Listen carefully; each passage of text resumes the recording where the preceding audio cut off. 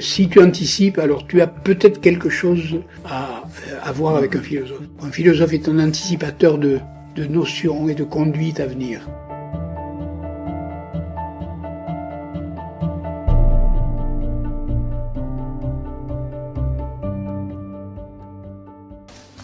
Nous sommes très très heureux aujourd'hui d'évoquer avec vous l'énorme travail qui est en train de se dérouler à l'abri...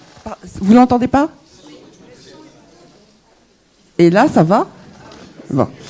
De l'énorme travail qui est en train de mener l'école normale autour de l'œuvre de Michel Serres. Et grâce au soutien et à l'animation de Frédéric Worms, qui est son directeur, qui abrite depuis la mort de Michel des séminaires et toutes sortes de travaux sur Michel. Et alors on a eu envie de vous faire part de ces travaux au travers de 4 doctorants ou post-docs qui vont vous évoquer la façon dont l'œuvre de Michel est utile pour eux, à la fois dans leur travail et dans leur pensée. Alors, nous accueillons aujourd'hui, donc bien sûr, Frédéric Worms, que vous connaissez tous, philosophe et directeur de l'école normale. Je vous rappelle qu'il a écrit de très jolis livres, dont un particulièrement chéri qui s'appelle Revivre, et que vous pourrez retrouver après à la librairie avec Frédéric. Et alors, dans l'ordre où ils sont assis, à partir de Frédéric, vous avez Daniele Cavalli, qui est doctorant en philosophie et sciences cognitives à l'école normale et membre du projet européen de l'université PSL AI for the Science, pardon pour l'accent, et ses recherches portent sur la coévolution de la cognition humaine et les nouvelles technologies fondées sur des systèmes d'intelligence artificielle. Ensuite de ça, nous avons Victor, pardon, je voyais pas bien, Victor Simonet, qui lui est doctorant à Paris 8, où il effectue sa thèse sur la philosophie de Michel Serres et la façon dont celle-ci permet de repenser certains angles morts de l'écologie politique contemporaine. Ensuite, vous avez Baptiste Laureau, qui est agrégé de philosophie et travaille depuis 2021 sur les rapports entre cybernétique et philosophie dans le cadre d'un doctorat de co-tutelle entre l'université de Leuphana en Allemagne et l'université Paris 8. Et enfin, Louis Pigeonnier-Cabot, qui est agrégé et docteur en philosophie de l'École normale supérieure PSL, spécialisé en histoire de la métaphysique moderne. Après un doctorat à l'école normale, lors duquel il a coordonné les activités de recherche du projet Michel Serres, donc l'année dernière, j'ai eu le bonheur de travailler avec lui pendant 1 an. Il poursuit actuellement ses recherches à l'Université degli Studi di Milano, explorant la relation entre tout et partie chez Leibniz. Donc nous allons les écouter, mais peut-être Frédéric, veux-tu dire un petit mot avant ? Merci Sophie. Je veux bien, si vous êtes d'accord, dire un tout petit mot pour remercier les rencontres Michel Serres, toutes celles et ceux qui les organisent, d'accueillir cette table ronde qui pour moi est un événement dans son ordre, mais un événement important que Michel Serres, je pense, aurait trouvé fondamental, c'est-à-dire de voir des jeunes chercheurs. Et il y a aussi des chercheuses. Il pourrait y avoir des doctorantes et des post-doctorantes. On en a contacté. Malheureusement, elles ne pouvaient pas venir. Et donc, voilà, il se trouve que cette table ronde, hormis la présence de Sophie, est masculine. Mais de toute façon, ce qui est très important, c'est qu'il y ait aujourd'hui un mouvement de recherche s'appuyant sur l'œuvre de Michel Serres au sein de l'université, des disciplines, de différents enjeux contemporains traités de manière comme fait la recherche, c'est-à-dire en s'appuyant sur un savoir, sur une communauté scientifique avec des enjeux nationaux, internationaux. Je dis ça parce que Michel Serres a très longtemps été frustré, en France surtout, de cette dimension. Et il le disait très souvent. Aux États-Unis, il a eu un rayonnement universitaire immense. En France, aussi, mais d'une manière frustrante pour lui, sur laquelle on ne va pas revenir maintenant.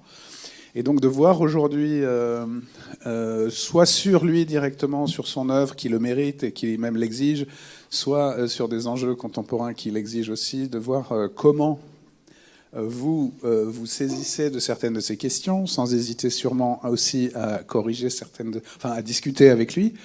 Je pense vraiment que c'est un événement. C'est sûrement la première fois en France au moins, dans les séminaires à l'école normale que Sophie a évoqué, on porte ça. Cette année, ce sera un séminaire conjoint avec Stanford in Paris, l'université Stanford qui a une antenne à Paris. Et donc Michel Serres aurait sûrement là aussi beaucoup aimé cette rencontre à Paris des deux lieux universitaires. Bon, lui-même enseignait à la Sorbonne quand il était en France, mais en histoire, c'était un pas de côté qui lui avait été un peu imposé. Mais il aurait été très content, je pense, qu'il y ait cette rencontre dans un même séminaire cette année de l'université américaine où il enseignait et de l'école où il a été formé et où il est venu. Je voudrais juste rappeler ça aussi. On a eu la chance de pouvoir l'inviter. Il nous l'avait un peu demandé, mais en fait, voilà, c'était surgi dans une discussion. Il voulait faire son dernier cours là où il avait fait son premier cours. Et donc, il était venu faire une conférence sur Leibniz, par laquelle on va commencer. D'ailleurs, il était venu, je ne sais pas si Louis était là, je ne pense pas. Non, Louis ne devait pas encore travailler sur Leibniz, ou même être en philo, peut-être. Je ne sais plus quelle année c'était, mais c'était forcément il y a déjà quelques temps.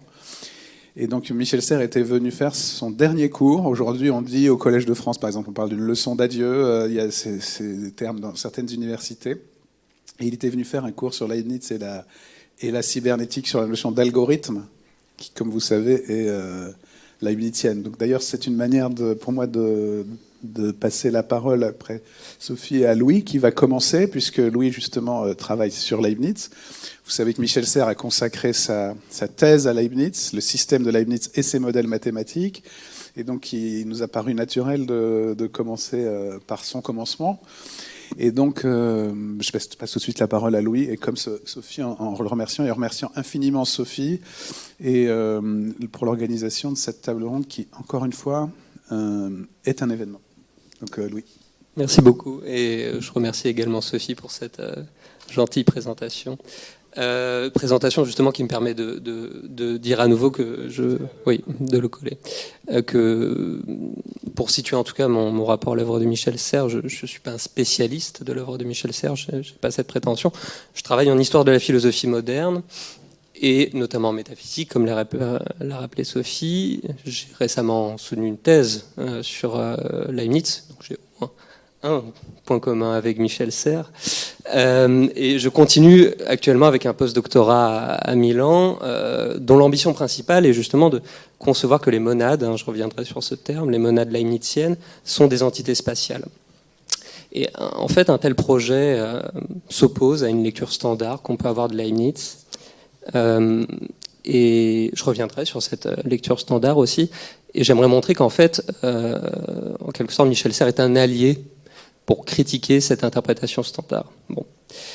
Je voudrais préciser de plus que, entre mon doctorat, la soutenance de ma thèse de doctorat et mon post-doctorat, j'ai eu donc le grand plaisir partagé de travailler sur l'œuvre de Michel Serres aux côtés de Sophie Bancard notamment. Et durant cette période, en fait, je me suis rendu compte avec un certain étonnement. Je préparais mon projet de post-doctorat à ce moment-là, qu'en fait, comme je vous le disais, Michel Serres a anticipé dans ses grandes lignes le projet de recherche que je préparais alors. Alors je dis étonnement parce que l'œuvre de Michel Serres reste relativement méconnue, voire même écartée du commentaire leibnizien. Et j'espère donc que mon bref propos pourra montrer que la lecture de Leibniz par Michel Serres possède une actualité pour les études leibniziennes et qu'elle mériterait d'être relevée. Pour ce faire, mon exposé va porter sur le principal écrit que Michel Serres a consacré à la philosophie de Leibniz, que Frédéric Worms a rappelé, sa thèse de doctorat, le système de Leibniz et ses modèles mathématiques. L'ambition de cet ouvrage était de comprendre en fait la systématicité de l'œuvre de Leibniz, foisonnante, notamment pour sa partie métaphysique, au moyen d'une étude de ses modèles mathématiques. Leibniz était tout à la fois un philosophe et un mathématicien. On en a bientôt fini d'éditer ses œuvres philosophiques. Il reste encore de nombreuses dizaines d'années avant qu'on arrive à la fin de ses écrits mathématiques. Leibniz a énormément produit d'écrits mathématiques. Et cette thèse chez Michel Serres, enfin cette approche dans sa thèse, consiste non seulement à affirmer que les mathématiques remplissent une fonction heuristique dans la philosophie leibnizienne, on comprend mieux le concret par l'abstrait, on comprend mieux la métaphysique par la mathématique, mais plus profondément, il s'agit d'affirmer que les mathématiques, selon Michel Serres, sont le modèle même de la systématicité de l'œuvre de Leibniz, et donc révèlent profondément son projet métaphysique. Autrement dit, la teneur conceptuelle des problèmes que Leibniz examine, que Leibniz résout en mathématicien, aurait en quelque sorte une valeur d'expression des problèmes concrets qui vont s'imposer dans sa métaphysique.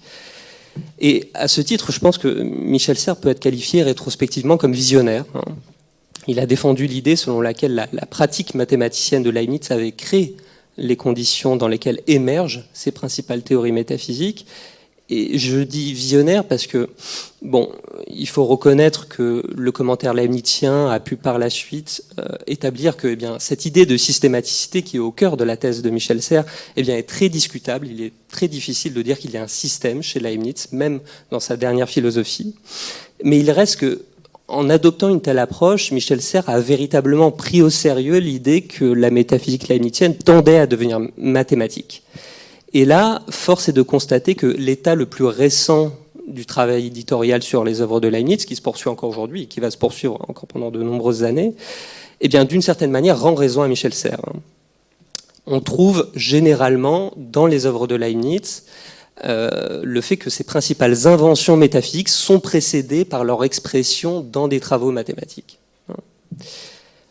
Parmi ces nombreuses connexions entre métaphysique et mathématiques que Michel Serres a éclairées dans cet ouvrage, je vais m'intéresser et essayer d'éclairer une connexion en particulier, celle entre géométrie et espace. Et cette connexion apparaît d'ailleurs centrale dans la thèse de Serres, puisque d'abord à un niveau, on pourrait dire métathéorique, Michel Serres n'hésite pas à décrire le système de Leibniz comme un espace connexe, un espace cohérent, dans lequel ces différentes théories leibniziennes se croisent, se répondent, se complètent les unes les autres. Mon intervention, en tout cas sa suite, ne va pas viser à resituer, à réévaluer ce projet dans toute son ampleur, qui est quand même très ambitieuse. Je vais me concentrer sur un échantillon, un terme que Leibniz affectionne et que Michel Serres aime à reprendre dans sa thèse. Et cet échantillon fait directement écho à mon projet de recherche. Il permet de montrer, je l'espère, comment l'approche de la métaphysique leibnizienne par les mathématiques, qui a été développée par Serres, peut donner lieu à une interprétation novatrice de la théorie de l'espace de Leibniz. Théorie que j'essaye de développer moi-même. Pour comprendre en quoi cette interprétation est novatrice, je vais commencer par rappeler cette conception que j'ai appelée standard de la théorie leibnizienne de l'espace. Selon cette lecture standard, qu'on peut qualifier d'idéaliste, les monades, c'est-à-dire les êtres les plus fondamentaux de la métaphysique leibnizienne, ne sont pas spatiales. Autrement dit, si on demande à un leibnizien ou une leibnizienne standard où sont les monades, il devrait ou elle devrait vous répondre nulle part. Nulle part, pour cette raison que les monades sont des entités simples, elles n'ont pas de parties, alors que l'espace possède des parties qui sont même divisées à l'infini selon Leibniz, dans l'ordre du monde, de sorte qu'en divisant l'espace, on tombe toujours sur du complexe, on ne tombe jamais sur du simple, donc on ne tombe jamais sur des monades, puisque les monades sont simples. À cela, on pourrait toutefois répondre que Leibniz, c'est un trait bien connu de sa philosophie, Leibniz conçoit l'espace de manière relative. L'espace leibnizien ne se présente pas comme un réceptacle, un réservoir, un contenant dans lequel les choses sont localisées, à la différence de la position de Newton, qui va être un grand adversaire de Leibniz. Leibniz va très largement critiquer cette conception de l'espace. Et si l'espace est relatif, il n'y a pas de sens à se demander où sont les monades dans l'espace. Pourquoi ? Parce que les monades sont bien davantage les entités qui sont les termes, les extrémités qui fondent les relations spatiales. Ou plus précisément encore, ce sont les corps auxquels sont attachées les monades et dans lesquels elles ont leur situation, leur point de vue sur le monde, comme dit Leibniz. Eh bien, ce sont ces corps qui sont les termes des relations spatiales. Mais de Rechef, si on donne cette réponse, les monades ne sont toujours pas spatiales, car selon cette interprétation idéaliste, les corps n'existent pas. Les corps n'existent pas au sens où ce sont de simples phénomènes, ce sont des perceptions des monades. Et à partir de ce point, ce que nous appelons l'espace leibnizien consiste simplement en la congruence entre les phénomènes spatiaux que nous percevons. Je vous perçois à une certaine distance, vous me percevez à une certaine distance. Nous ne sommes que des phénomènes les uns pour les autres. Et ce qu'on appelle l'espace, c'est le fait que nos phénomènes congruent selon les lois de la géométrie. Donc voici pour l'exposé de l'interprétation standard de la théorie leibnizienne de l'espace. Et maintenant, j'aimerais ajouter que cette interprétation a récemment, alors récemment depuis un peu plus d'une vingtaine d'années, mais ça prend une certaine ampleur, interprétation critiquée par plusieurs commentateurs qui affirment au contraire que les monades sont des entités spatiales. Alors, l'un des principaux arguments en faveur de cette thèse est que les monades sont essentiellement caractérisées par une force. Et c'est la diffusion de cette force qui produit les corps. Ça, c'est du Leibniz dans le texte. De là, on en arrive à une double conséquence chez les commentateurs qui est opposée à l'interprétation standard chez ces nouveaux commentateurs. Enfin, quelques nouveaux commentateurs. D'une part, les corps ne sont pas que des phénomènes, non, ce sont des entités spatiales qui sont produites par des forces, qui se diffusent. Et d'autre part, les monades doivent être elles-mêmes spatiales, elles doivent être localisées là où existent les corps dont elles causent l'existence. C'est l'idée toute simple selon laquelle si une chose en cause une autre, elle doit exister là où elle cause son effet.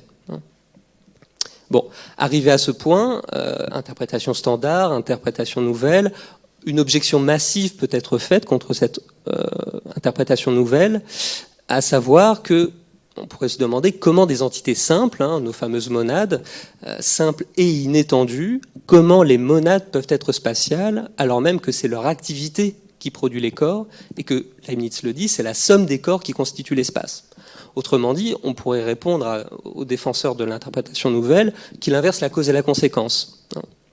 Et ce faisant, cette interprétation nouvelle mènerait à un paradoxe.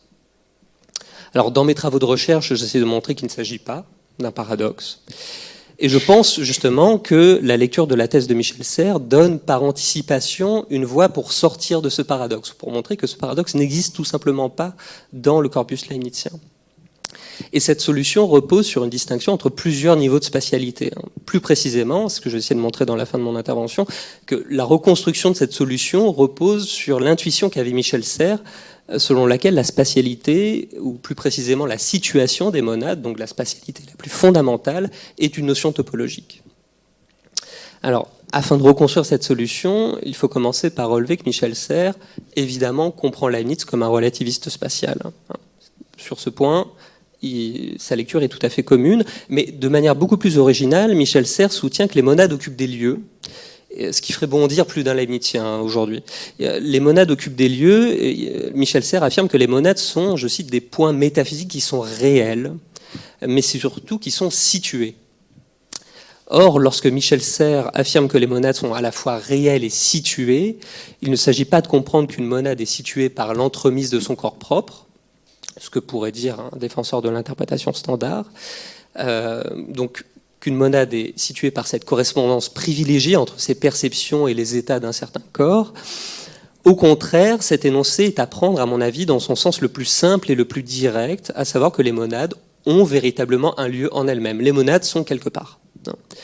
Et on trouve une confirmation de cette lecture dans le fait que Michel Serres affirme que les monades sont non seulement situées, mais il ajoute que toutes les situations peuvent leur convenir, ce qui signifie que les monades sont toujours quelque part, mais que la détermination de cette situation dépend nécessairement d'autres monades, grâce auxquelles un réseau spatial peut émerger. Donc c'est de la différence entre les monades que peut émerger quelque chose comme un espace.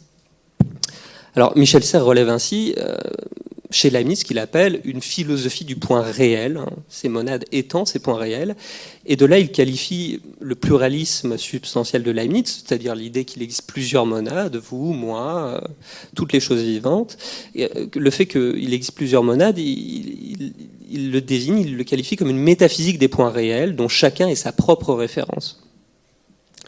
De là, il faudrait donc entendre dans son sens finalement le plus littéral une citation de l'Arlequin empereur dans la Lune, une comédie qu'aimait beaucoup Leibniz, qu'il affectionnait pour décrire, il en prenait une citation pour décrire l'un des principaux des principales thèses de sa monadologie. Et c'est d'ailleurs une citation que Michel Serres reprend en exergue de sa thèse comme une clé de lecture qu'il nous offre. Cette citation, c'est la suivante, enfin j'en prends la partie la plus importante, c'est tout comme ici et partout. Alors, d'habitude, on entend par cette citation le simple fait que le monde est fondamentalement constitué par des monades. Et toutes les monades ont la même nature. Elles diffèrent par leur perception, par leur degré de perception, mais elles ont la même nature. À mon sens, une telle lecture ne prend pas suffisamment au sérieux les adverbes spatiaux de cette citation, et je pense que Michel Serres y était sensible. Il faudrait plutôt comprendre que les monades, certes, existent, certes, sont fondamentales, on est d'accord là-dessus, mais surtout que ces monades sont littéralement ici et partout. Plus précisément, cette interprétation réaliste de la spatialité des monades provient de l'approche générale que Michel Serres adopte dans sa thèse, et que je rappelais tout à l'heure. À savoir que la mathématique de Leibniz nous fournit un modèle abstrait et privilégié pour comprendre sa métaphysique. Toute monade, comme un point, s'inscrit dans un espace, au sens où elle possède d'autres monades qui constituent son voisinage, et qui sont toutes connexes. Donc pour décrire la spatialité de la monade, Michel Serres passe, pour ainsi dire, du point inscrit dans l'espace géométrique, ça c'est la partie mathématique, le modèle, à la notion de point métaphysique à partir duquel se déploie l'espace matériel par cette diffusion de la force. Les monades possèdent certes des situations qui leur sont intrinsèques, c'est ça le point le plus original, dont on peut comprendre les rapports en termes de connexion, mais leurs situations sont déterminables, c'est-à-dire quelle distance une monade est d'une autre monade, eh bien, ces situations sont déterminables les unes par rapport aux autres en fonction de leur rapport d'expression. J'exprime la chaise qui est à 2 mètres de moi, et s'il y a une monade dans la chaise, disons, elle m'exprime à 2 mètres de moi, c'est ce qui fonde le rapport expressif et ensuite l'existence de l'espace matériel. Bon. Alors, cette différence, finalement, la clé de cette interprétation pour défendre l'interprétation nouvelle et résoudre ce paradoxe, c'est la distinction entre 2 niveaux successifs de spatialité que l'on trouve justement dans la thèse de Michel Serres, que l'on trouve de la manière la plus claire, à mon avis, à la fin de sa thèse, lorsqu'il définit d'une part l'espace métaphysique, il dit que c'est un espace non métrique, et je comprends par là topologique, un espace non métrique qui est le monde monadique, un espace séparé de points réels, exacts, différenciés, un espace sans mesure, grandeur ni divisibilité. Et Michel Serres en vient ensuite à le distinguer d'un espace physique qui est, je cite encore, cet espace analytique des limites infinitésimales, à partir desquelles on retrouve la métrique, la grandeur, la divisibilité, finie ou infinie, la collection des unités comme référence de la mesure. Bon, pour finir, il s'agit de comprendre cette articulation entre espace métaphysique et espace physique, ce que Michel Serres caractérise comme un rapport ordonné du conditionnant au conditionné. Le conditionnant étant la monade et sa force perceptive, le conditionné étant les corps et leurs rapports géométriques tels que nous pouvons les percevoir. Alors, pour ce faire, le modèle explicatif que Michel Serres retient plus particulièrement est celui donc de l'expression des rapports de distance, fondés sur des points de vue, ceux des monades, donc c'est-à-dire des rapports qui s'expriment à travers les lois géométriques de la perspective. C'est la voie privilégiée par Michel Serres. Mais cela dit, Michel Serres reconnaît que l'explication est plus complexe, car les monades, en tant que points métaphysiques, ne possèdent pas des rapports de distance déterminables. Tout comme en topologie, on n'a pas de rapport de distance déterminable d'ailleurs. Ce n'est que dans l'espace physique que ça peut être le cas. Mais Michel Serres reconnaît également que cette affirmation ne revient pas à faire des monades des parties de l'espace. Si elles donnent lieu à l'espace, elles ne sont pas des parties de l'espace physique, des choses qui rentreraient dans la composition des corps, comme si mon corps était non seulement composé de mon pouce, de mon corps, mais aussi de ma monade dominante, comme dirait Leibniz. Sinon, on retombe dans notre paradoxe. Les monades sont spatiales comme les choses physiques, et comment elles peuvent fonder le niveau de spatialité des choses physiques si elles en font déjà partie? On retomberait dans notre paradoxe. Michel Serres l'évite de tomber dans ce paradoxe, à mon avis, en comprenant que la monade est véritablement le centre de son corps propre. Il dit un point central qui est partout dans ce corps, mais qui n'est pas déterminable en un seul point mathématique qu'on pourrait imaginer dans ce corps. C'est en ce sens que Michel Serres peut rendre raison du fait que point métaphysique et point mathématique ne sont pas équivalents chez Leibniz, et le dernier Leibniz y tient. L'un est seulement le modèle de l'autre, et ça c'est l'interprétation de Michel Serres. Donc finalement, et en quelques mots, cette lecture fine qu'offre Michel Serres, que j'ai essayé de résumer à grands traits, en convoquant des concepts complexes de la métaphysique leibnizienne, cette lecture fine qu'offre Michel Serres des niveaux de compréhension du concept leibnizien de point permet de comprendre le point à la fois comme objet géométrique minimal et comme modèle de l'élément métaphysique fondamental, la monade. Et cette lecture se ramasse dans une expression que je trouve saisissante, à savoir que la monade, tout comme le point d'ailleurs, est ce lieu sans lieu. D'où le fait que je pouvais dire que la monade est à la fois spatiale sans que sa situation soit exactement déterminable dans l'espace physique. Un lieu sans lieu. C'est-à-dire ce principe fondamental de la spatialité dont la situation est indéterminable en elle-même, mais toujours déterminable par rapport à d'autres situations, d'autres monades, en raison de leur entre-expression et de la diffusion de leur force qui produit des corps sur lesquels on peut faire de la géométrie. De la géométrie métrique. Donc pour finir, la monade peut donc être tout à la fois le constituant premier de la spatialité, sans pour autant être véritablement inscrite dans l'espace des corps, puisqu'elle en est effectivement la cause, mais non la conséquence. Et là, on trouve finalement la réponse que l'on pourrait donner avec Michel Serres au paradoxe de la spatialité des monades que je cherche à dépasser dans le cadre de mes propres recherches.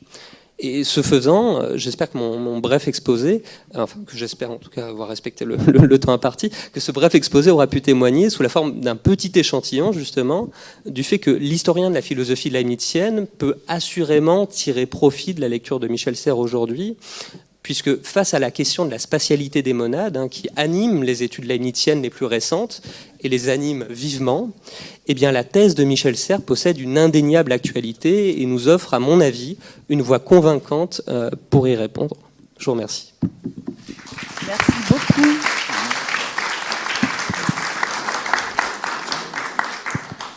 Merci Louis.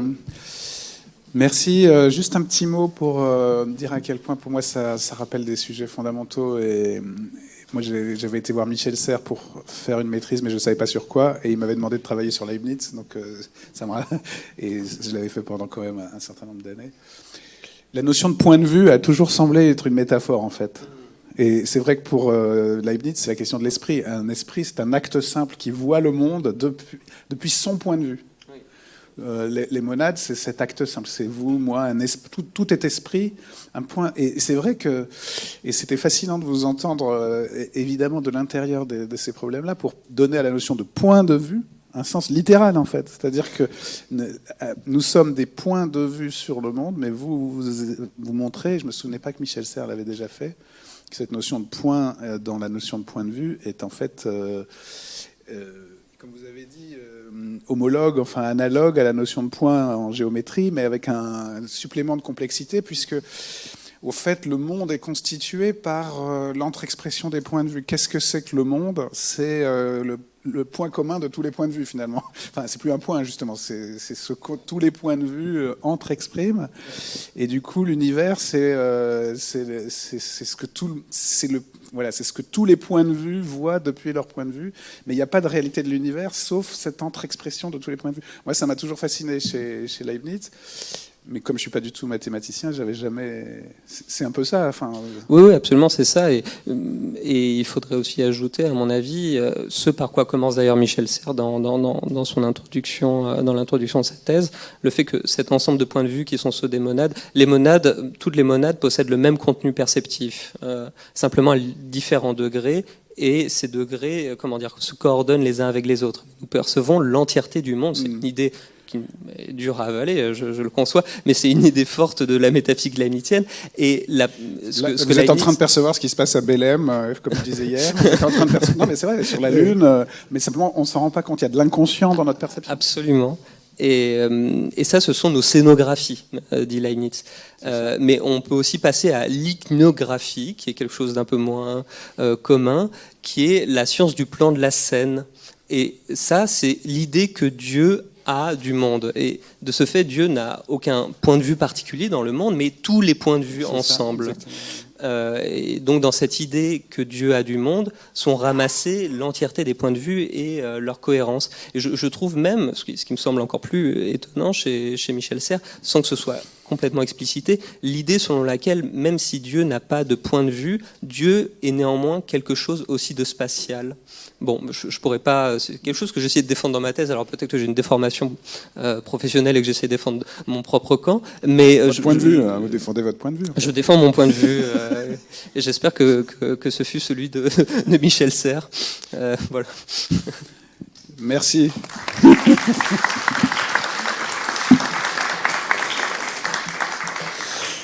Donc, sans transition, on va passer à des enjeux très contemporains. Michel Serres aurait fait la transition, c'est sûr.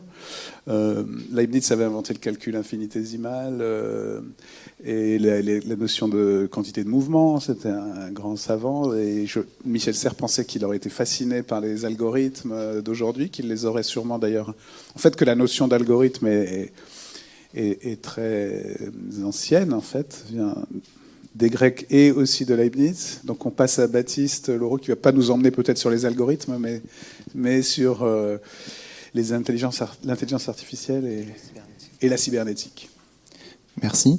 Je suis très curieux de ce dispositif acoustique parce que normalement, la recherche, il y a quelque chose de souterrain. On va un petit peu dans les tréfonds des textes, des archives, puisqu'en fait Leibniz, c'est des mètres et des mètres cubes d'archives qui sont littéralement excavés par des gens qui essayent d'éditer les œuvres complètes. Et donc, il y a un côté spéléologie avec une lampe frontale. Et là, on remonte à la surface et c'est une interface tout à fait particulière, puisqu'à la fois, on nous demande de nous présenter nos recherches, le charbon qu'on a trouvé au fin fond de la mine, et en même temps, il faut que vous puissiez le ramener chez vous, faire un petit feu avec, que ça fasse quelque chose. Voilà, donc c'est assez. Donc je suis aussi assez curieux des questions et de l'entretien qu'on va avoir ensuite. Pour ça que je vais essayer d'être assez bref.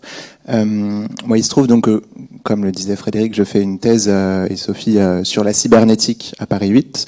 Et donc, je vais essayer de pas commencer tout de suite par vous emmener au fin fond de la mine et de vous embrouiller la tête avec ce qu'est la cybernétique, puisque ne vous inquiétez pas, personne n'a d'idée claire sur ce qu'est la cybernétique. C'est un groupe de gens qui font sortir des laboratoires de la Seconde Guerre mondiale, des Américains, ce qu'on peut regrouper sous l'étiquette de technologie de l'information. C'est-à-dire qui découvrent en même temps le formalisme de l'information. Donc il y a une loi mathématique avec un logarithme, etc. Quelque chose qui marche très bien pour faire les télécommunications, qui permet de faire des calculs d'optimisation sur les canaux de communication de la même manière qu'on faisait des calculs d'optimisation sur les moteurs de la machine à vapeur, les moteurs thermiques. Et donc on passe d'une grandeur fondamentale qui est l'énergie, qui a fait tout le 19e, toute la combustion, tout le monde industriel de la chaleur, à une grandeur fondamentale qui serait l'information. Et donc, ces travaux-là sont fondamentaux pour réussir à régler des optimums sur les moteurs informationnels, comme on fait une voiture avec un rendement, le rendement qu'on estime être le meilleur par rapport aux matériaux, tout ça. Donc, à la fois, il y a une utilité pratique évidente, immédiate, et en même temps, c'est des gens qui font de la métaphysique. C'est-à-dire que c'est pas juste les gens qui font des thèses en philosophie qui disent que ces gens-là, sans le savoir, mine de rien, font de la métaphysique, mais c'est eux-mêmes qui se réclament de cette technique-là de pensée. Parce qu'il me semble qu'en fait, ça relève d'une technique de pensée qui n'est pas la rationalité en général ou la vérité, la pensée qui accéderait à la vérité, mais c'est une technique de pensée occidentale très particulière, très située. Et ces gens-là disent qu'ils en font et même qu'ils en ont besoin pour élaborer leur moteur informationnel, pour élaborer les optimums là-dessus. Et donc ils écrivent des textes qui sont à la fois des textes techniques qui contribuent à l'invention des premiers ordinateurs. Donc la distinction, pas juste des grosses calculatrices qui existaient depuis très longtemps, mais de réussir à distinguer la forme de la matière, le software du hardware, le logiciel du matériel. Ils réussissent à partir de ces outils métaphysiques à élaborer les premiers réseaux de neurones artificiels et à se rendre compte que l'architecture en couche de ces réseaux de neurones permet d'extraire du réel des invariants de forme, c'est-à-dire vous avez dès les années 40, les théorèmes, le théorème date de 47, l'idée qu'une certaine architecture de relais binaire, puisqu'un neurone c'est un composant 0 ou 1, comme un ordinateur, mais qui est pris dans une architecture en réseau, qui lui permet de faire des choses plus intéressantes que les ordinateurs. Que cette architecture-là réussit à extraire des invariants de forme du réel, c'est-à-dire vous lui montrez un triangle dans toutes les situations, dans toutes les formes, un peu emmêlées avec d'autres choses, pas trop quand même, la machine réussit à faire une reconnaissance de forme, comme on dit aujourd'hui, à l'extraire de la situation pour en calculer un invariant. Et donc ça, effectivement, comme disait Frédéric, c'est des algorithmes. Et Leibniz est central pour ça. Ces gens-là qui inventent le mot cybernétique pour essayer de dire ce qu'il y a, selon eux, en commun entre toutes ces inventions, ne cessent de se réclamer de Leibniz. Et donc, il y a quelque chose comme ça de très particulier, cette interface entre à la fois des questions métaphysiques assez obscures, que nous, en tant que chercheurs en philosophie, on va chercher dans ces mines-là, et quelque chose qui a une utilité immédiate, et on pourrait même dire qui fait le monde dans lequel on est, puisque ça se répand partout, et c'est ce qu'on mange à la petite cuillère aujourd'hui, les réseaux de neurones. Donc, mais je disais que je voulais pas commencer à vous embrouiller avec la cybernétique, je voudrais attraper les choses par l'autre bord, qui serait la surface, en fait, une surface d'apparition de ma rencontre textuelle, littéraire avec Michel Serres. Quand j'ai découvert Michel Serres il y a quelques années, en fait, au moment de sa mort, j'ai pour la première fois compris, donc je prends les choses par le petit bout de l'anecdote, mais c'est peut-être pour vous donner une prise. J'avais été perturbé j'avais été intrigué plutôt que perturbé dans mes classes de philosophie. Vous savez, on fait des oraux quand on fait de la philosophie pour s'entraîner comme ça à dire des choses. Et j'étais tombé, donc on vous donne toujours des petits bouts de papier avec des petits mots comme ça. Et bon, vous tombez là-dessus, vous avez toujours la sensation de tomber sur un os. Et moi, j'étais tombé sur un truc qui était « La vérité est-elle triste ?» Est-elle triste ? La vérité est-elle triste ? Et j'avais vraiment un sentiment d'arbitraire profond dans la question. C'est comme si on m'avait demandé « La vérité est-elle bleue ?» La vérité... Bon, si je voyais pas la vérité est triste, si elle annonce quelque chose de triste. Mais... Et en lisant Michel Serres, j'ai vraiment compris affectivement, physiquement, ce que pouvait être une vérité triste par contraste avec une vérité qui était intrinsèquement joyeuse. C'est-à-dire, il me semble que c'est vraiment ce qu'il y a de plus sensible dans à la fois la parole chaleureuse, infiniment habile de Michel Serres, et aussi dans ses textes. Parce qu'en philosophie, il y a le style est fondamental, puisque le style, en fait, est un outil, c'est une pince qui permet d'aller saisir certaines choses plutôt que d'autres, de sélectionner un régime d'activité qui permet de rencontrer certaines choses dans le monde. Et Michel Serres a un style philosophique incroyable, d'une immédiateté, il réussit à faire une sorte de synthèse entre la théorie la plus exigeante, puisqu'il revient, comme le disait Louis sans cesse, à des modèles mathématiques qui permettraient de comprendre les opérations les plus précises de la métaphysique. Donc il y a vraiment des modèles très rigoureux, une synthèse entre ces modèles-là très rigoureux et un poème. Il y a quelque chose de l'ordre de la poésie, de la création d'une surface de langage qui est immédiatement sensible, qui produit immédiatement un affect de plaisir et même de joie. Et il me semble que cette surface d'apparition, pour moi, du texte de Michel Serres, de cette manière dont une vérité pouvait être intrinsèquement joyeuse, c'est-à-dire portée par un élan, indissociable d'un élan, engoncé, enchâssé dans un style qui vous donne tout de suite envie de vous lever, de bouger, de faire quelque chose, de la mettre en activité. Il me semble que ça, c'est lié en réalité à un aspect extrêmement technique, précis, de son corpus qui m'est petit à petit apparu par un autre côté, c'est-à-dire par mes recherches sur la cybernétique. Et donc je vais essayer en quelques mots de dire en quoi il me semble que c'est pas simplement des effets de style chez Michel Serres, et qu'il me semble qu'il y a une raison fondamentale, et pour moi c'est ce qui fait de Michel Serres le nom d'un événement philosophique, c'est-à-dire un seuil à partir duquel on pense différemment, parce que quelque chose, un geste est devenu possible d'une manière différente. Donc pour l'attraper par l'autre bout, par la cybernétique, ces gens-là qui inventent les technologies de l'information sont des gens extrêmement extrêmement vivant en réalité, comme je vous disais, qui se pose des problèmes existentiels, métaphysiques. Il y a quelque chose de la Beat Generation aux États-Unis, les gens qui après la guerre se disent en fait on ne va pas revenir à la normale, on ne va pas retrouver une vie comme avant, on va essayer j'allais dire de cramer la vie par les deux bouts, mais non, enfin si, mais voilà, bon, vous me permettez l'expression. Donc il y a quelque chose de très joyeux comme ça, un grand mouvement, et en même temps ils ont un programme qui est fondamentalement triste, une vérité qui est triste, qui est une vérité de réduction mécanique de toute la réalité à du calcul d'information. Froid, impersonnel, quelque chose de binaire, de 0-1. C'est Leibniz qui invente le calcul binaire, qui le reprend au chinois, en disant 0-1, c'est peut-être beaucoup plus pratique pour faire certaines opérations arithmétiques. Donc bon, tout ça est profondément lié.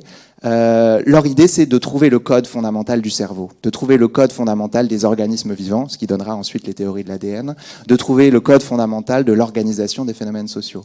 Et plus ils avancent dans ce projet-là, qui est un projet, ils se donnent les moyens, ils font des cycles de conférences à New York interdisciplinaires sur 10 ans en faisant des listes, ils invitent les 3 plus grands spécialistes dans chaque domaine pour essayer de les convaincre d'adopter ou même de les convertir en fait au programme informationnel.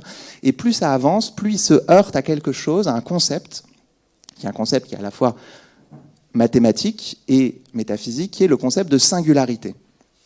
Et il se trouve que le concept de singularité, que je vais essayer de définir ou de situer en 2 mots, est le concept qui monte comme ça, comme une marée montante dans l'œuvre de Michel Serres, et notamment à travers la série des Hermès. Donc je ne sais pas si vous êtes familier de ces textes-là. C'est très étrange, c'est 5 livres, 5 tomes que Michel Serres écrit entre 1964 et le début des années 80. Hermès, c'est le dieu messager, et donc le message, l'information, la cybernétique, et c'est une sorte de laboratoire conceptuel où Michel Serres assimile les théories cybernétiques, donc les théories du mécanisme informationnel, et les transforme en quelque chose d'autre. Et plus la machine à transformer ces théories-là avance, plus insiste, parce que c'est vraiment de cet ordre-là, insiste le concept de singularité. Il insiste parce que au premier abord, le concept de singularité est le concept du non-concept, puisqu'on a envie de dire qu'une singularité, c'est ce qui n'a lieu qu'une fois, ce qui est indicible, ce sur quoi on n'a pas de prise, puisque c'est ce que c'est. Une singularité, c'est ça, c'est une sorte de tautologie. Une chose est singulière dans la mesure où on ne peut la définir que par elle-même. Et en réalité, ce qui est en train de se passer à ce moment-là, c'est que, à la fois du côté mathématique et du côté métaphysique, sont en train de se créer des outils pour avoir des prises sur les singularités. Alors, qu'est-ce qu'une singularité? J'en dis 2 mots pour qu'on puisse se comprendre quand même, parce que même si je vous rapporte du charbon du fin fond de la mine, il faut que ce soit un peu clair. Prenez une feuille de papier, tracez une ligne droite, et ensuite, vous devez plier votre feuille de la manière que vous voulez, mais il faut réussir à faire un angle que vous avez envie de qualifier de bifurcation. Il faut que votre ligne, à un moment, subitement, à cette pliure, tourne d'une manière beaucoup trop rapide pour que vous puissiez définir ce tournant avec une fonction mathématique. C'est ça une singularité en mathématiques, c'est un point qui résiste à la mise en fonction. On n'arrive pas à suivre l'évolution de la courbe en ce point-là. En ce point, la courbe n'est pas définie, puisque vous ne réussissez pas à définir l'accélération, en fait, le coefficient directeur de la courbe. Tout se passe comme si elle était, à cet endroit-là, prise d'une vitesse infinie. Elle bifurque. Donc c'est un concept mathématique qui est défini au 19e et qui est défini comme les points singuliers, on parle de points singuliers, où la trajectoire n'est pas définie. Et le grand programme mécaniste, c'est petit à petit de réussir à intégrer le plus possible de ces points singuliers, ceux qui résistent à la mise en fonction, à une opération de mise en intelligibilité du réel, d'explication, de trouver le code. Et c'est ça vraiment que veulent faire les cybernéticiens avec la notion d'information, c'est de dire, jusque-là, on a le sentiment que le cerveau, les sociétés, les organismes vivants sont des choses extrêmement fluides, bougeantes, pas claires, qu'on a du mal à mathématiser.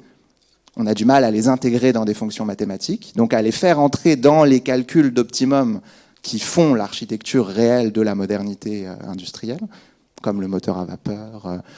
Et avec l'information, avec cette grandeur nouvelle, on va pour la première fois réussir à faire tomber ces choses-là dans le domaine de l'explication. C'est ça l'idée du code, qui est le mot magnifique parce qu'on le comprend tout de suite. Avoir le code, voilà, c'est comprendre comment ça fonctionne, maîtriser le lieu qui contrôle le phénomène.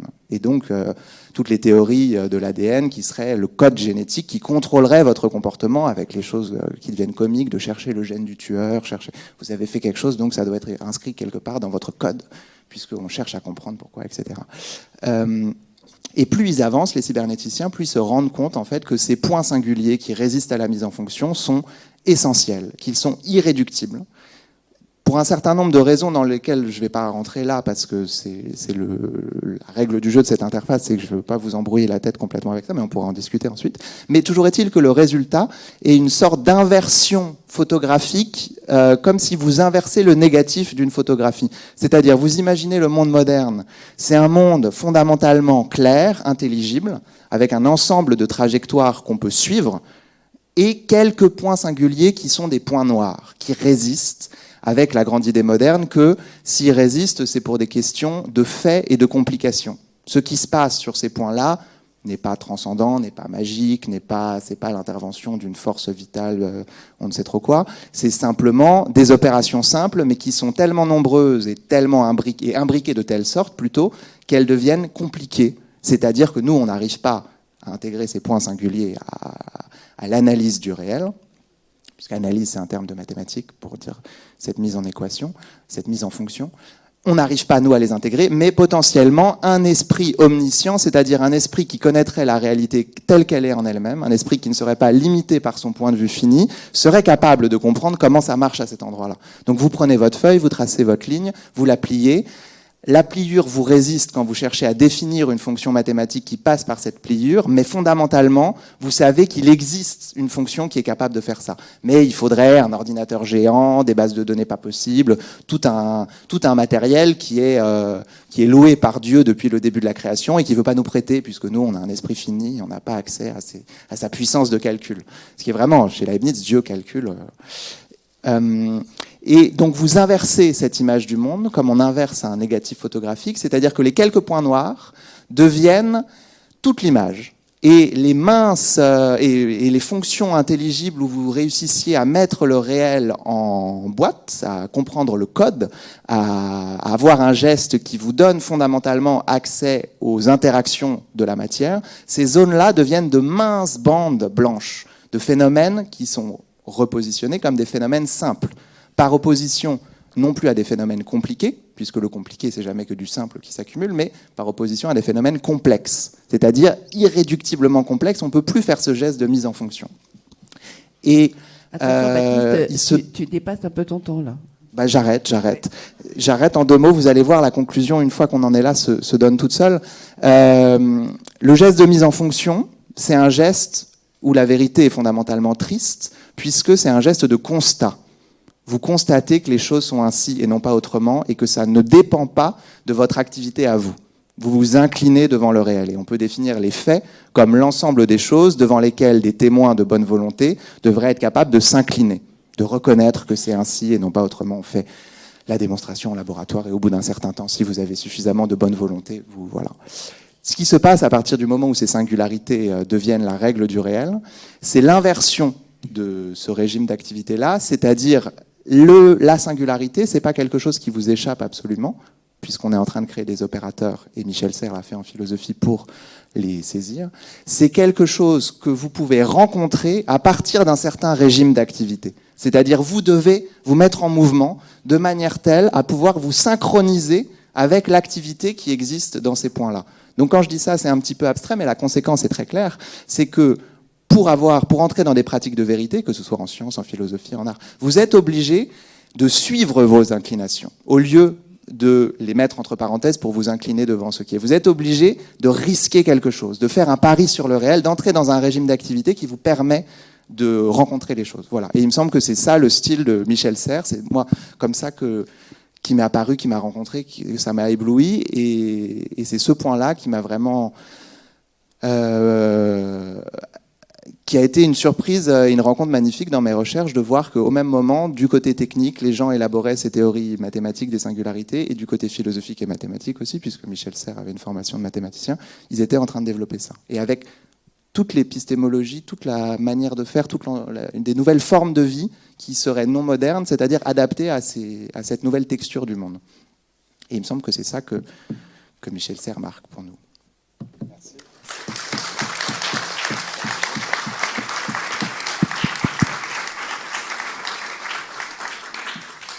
Merci Baptiste. Là aussi, sauf si Sophie veut le faire, je me permets un mot de commentaire un peu serrésien, leibnizien. Leibniz disait un peu de philosophie éloigne de la théologie, beaucoup y ramène. C'est-à-dire c'était au moment où il y avait une querelle entre religion et philosophie au XVIIe siècle. Et là, on pourrait dire un peu de calcul rend triste, mais beaucoup rend joyeux. C'est-à-dire que d'une certaine façon, c'est vrai qu'on est tous saisis un peu d'angoisse devant la mécanisation de tout, par des algorithmes. Et c'est vrai que Serres, et je pense que c'est ça qu'au fond la clé de ce que vous disiez, c'est vraiment en fait quand le calcul permet de saisir sans réduire, c'est-à-dire d'expliquer aussi pourquoi il y a des singularités, de les expliquer mais pas de les réduire, et même de les admirer finalement, de les trouver belles, joyeuses comme un tableau, expliquer une mélodie de Mozart, c'est pas forcément la réduire à des 0, 1, etc. Au contraire, c'est montrer que le monde est plutôt une mélodie de Mozart que l'inverse. Il y aurait beaucoup de manières d'interpréter ce que vous avez dit, mais je trouve que l'idée d'un calcul joyeux par beaucoup de calculs, c'est très, très, très Michel Serres. C'est-à-dire qu'il pense vraiment que Descartes, par exemple, le mécanisme simple, est triste parce qu'il est séquentiel, etc. Alors qu'un monde où les mathématiques deviennent compliquées explique aussi des interactions très subtiles entre des esprits qui se disputent, qui se font la guerre, qui se font l'amour, qui sont en pleine interaction. Arriver à modéliser ça, c'est pas forcément le perdre. Enfin, moi, c'est ce que je retiens de ce que vous avez dit. Peut-être on garde ça pour la discussion d'après, mais c'est l'idée d'un calcul joyeux. Je pense que c'est très important aujourd'hui, en tout cas. On passe à Daniele Cavalli dans la foulée. C'est ce qu'on avait dit sur l'intelligence artificielle, donc dans la foulée. Oui, merci. Et moi, je parlais plutôt de l'intelligence artificielle par rapport à l'autonomie humaine. À l'autonomie humaine. Donc, ouais. Et donc, dans mes recherches, disons, on peut résumer mes recherches doctorales dans 2 mouvements principaux. D'une part, repenser l'idée de l'autonomie humaine. Donc, l'autonomie entendue comme capacité de se donner des normes pour notre action dans le monde, donc une forme d'organisation individuelle. Et dans ce sens-là, l'autonomie, c'est bien différent de la liberté. La liberté s'implique un contexte social qui ne nous empêche pas d'agir. L'autonomie, c'est vraiment un processus de réflexion sur notre choix, sur notre organisation. Donc, ça implique un effort bien différent. Et d'autre part, interroger la coévolution entre cette autonomie, cette organisation individuelle, et celle des formes d'intelligence artificielle et les technologies à le lier. Quand on parle d'intelligence artificielle, mon collègue il a très bien expliqué un peu l'origine cybernétique aussi de l'intelligence artificielle, mais moi quand j'utilise le terme intelligence artificielle, je désigne un système conçu qui peut, pour un ensemble de données objectives, produire des résultats tels des contenus, des prédictions, des recommandations, des décisions. Donc il génère quelque chose. C'est pour ça on parle assez souvent d'intelligence artificielle générative. Donc il est en génération de certains outputs. Et il peut apprendre à partir d'un historique, améliorer son propre comportement et influencer les individus et l'environnement. Et moi, je pense que dans cette idée d'intelligence artificielle, cette définition, que c'est plutôt, c'est un peu moins informatique, parce que pour beaucoup de temps, en informatique, on utilisait la définition de intelligence artificielle comme construire des agents rationnels, donc des agents capables d'agir sans contradiction et antinomie à l'intérieur de leur processus. Et je trouve que la pensée de Michel Serres dans ce débat, donc sur la coévolution de l'autonomie humaine et de l'autonomie de la machine, et je reviendrai sur la question de l'autonomie de la machine, combien elles sont autonomes, s'avère d'une utilité indéniable, notamment pour reconsidérer les réseaux des objets et les bruits qui nous composent, et qui sont deux concepts fondamentaux dans la pensée de Michel Serres, notamment pour repenser l'humain dans l'optique post-fondationnelle. Quand je utilise le terme post-fondationnel, je veux simplement dire que je trouve que l'utilité de Michel Serres, c'est vraiment d'essayer de penser l'humain autrement, au-delà d'un certain essentialisme, idéalisme et dualisme typique d'un certain humanisme européen et nord-américain. Il y a un passage notamment que je trouve assez important si on veut travailler et comprendre un peu comment on est en train de coévoluer notre organisation individuelle, notre autonomie par rapport à le développement des technologies numériques. Et c'est un passage où Serres écrit dans les casiers de formation, et je vais le citer. La voie de la philosophie traditionnelle, la voie de Descartes, celle de Kant, celle du Husserl, sera par circonscription méthodique fermée par un temps, car cette philosophie c'est trop lourdement de vouloir chercher le sujet avant et par manière de fondement première. Il convient de le chercher après. Il faut retourner complètement à la méthode philosophique traditionnelle. Moi, je trouve ce passage m'a beaucoup inspiré parce que Serre, il souligne qu'il faut arrêter de penser l'humain comme fondement premier de toute pensée et voir du monde lui-même. Et d'une certaine manière, je trouve que dans ce passage, Serre, il montre comment, même aujourd'hui, on est d'une certaine manière encore cartésienne et kantienne quand on parle de l'humain. Parce que d'un côté, on accepte, c'est très intériorisé, le fait de considérer en séparation entre la res cogitans, non, la pensée humaine, l'esprit, et l'environnement extérieur, notre corps. Et d'autre côté, accepter qu'il y a un ego cogito capable de agir d'une façon rationnelle, de réfléchir sur son propre désir. Et moi, je trouve que et encore, la tradition husserlienne, donc la phénoménologie, même si critique les dualismes substantiels de Descartes, Husserl, en même temps, il veut prolonger les projets cartésiens sous notre forme, et en fait par l'idéalisme transcendantal, dans le sens que il définit sa philosophie comme l'autopsychication de mon ego en tant que sujet de toute connaissance possible. Moi, je trouve que vraiment l'utilité de Michel Serres, quand on veut réfléchir sur comment on interagit par rapport à l'environnement, c'est de accepter comme opération intellectuelle primaire que le sujet humain, c'est pas une entité dont les contours sont aisément traçables. Et donc, c'est-à-dire que dans ce passage, que je trouve vraiment très utile pour remettre en question la tradition humaniste occidentale, soi-disant occidentale, c'est de montrer comment on est fasciné pour l'unité. Seulement l'unité, nous sommes rationnels, comme dira en Genèse Michel Serres, et d'une certaine manière qu'on est incapable d'échapper à l'enfer du dualisme. Mais pourquoi c'est un enfer, les dualismes? Moi, je pense que c'est un peu un enfer parce qu'il nous empêche de penser le fait qu'avant d'être des êtres rationnels, doués dans certaines capacités, je dis critiques, on est intégré dans un système complexe, esprit, corps, environnement. Il faut le considérer soit le plan descriptif, soit sur le plan normatif. Pour le dire autrement, comme le dira une autre fois Michel Serres avec des accents cybernétiques, les sujets à lui seul n'est pas un fondement de la connaissance et les transcendantal n'est pas en lui. S'il y a un sujet de la pensée, il est intercepteur pour la réactivation de l'information ruisselant dans les réseaux. Ça signifie quoi? Qu'il existe des objets indépendants de nous. Et d'autre côté, il y a des objets dans le monde qui sont capables de stocker, produire de l'information. Et donc, on n'est pas au centre de la production de l'information. Ça, c'est une opération que je trouve fondamentale parce qu'aujourd'hui, notamment dans les sciences cognitives, dans la réflexion, disons, de la philosophie de la technologie, on a accepté de réfléchir à l'agentivité de la technologie, l'agentivité non humaine. Il y a une grosse discussion sur... Disons qu'on pourrait reconduire cette discussion à l'univers qui, notamment en États-Unis, on appelle le nouvel matérialisme, cette réflexion sur comment penser la matérialité au-delà de l'être humain et sa capacité d'agir. Mais c'est une opération que Michel Serres avait déjà fait dans les années 60. Et même si aujourd'hui, par exemple, la pensée de Bruno Latour, qui carrément c'est un élève de Michel Serres, c'est très connu, ça m'a toujours impressionné comment beaucoup de collègues qui bossent sur des questions technologiques, ils connaissent plus Bruno Latour que Michel Serres. Et sans Michel Serres, je pense qu'on n'aurait pas du tout la théorie acteur-réseau, par exemple. Et pour continuer sur la question de l'autonomie, moi je pense que Michel Serres, c'est très utile pour penser l'organisation individuelle, pas comme une idéale normative, mais comme un phénomène s'inscrivant dans une réalité socio-matérielle selon des modalités complexes.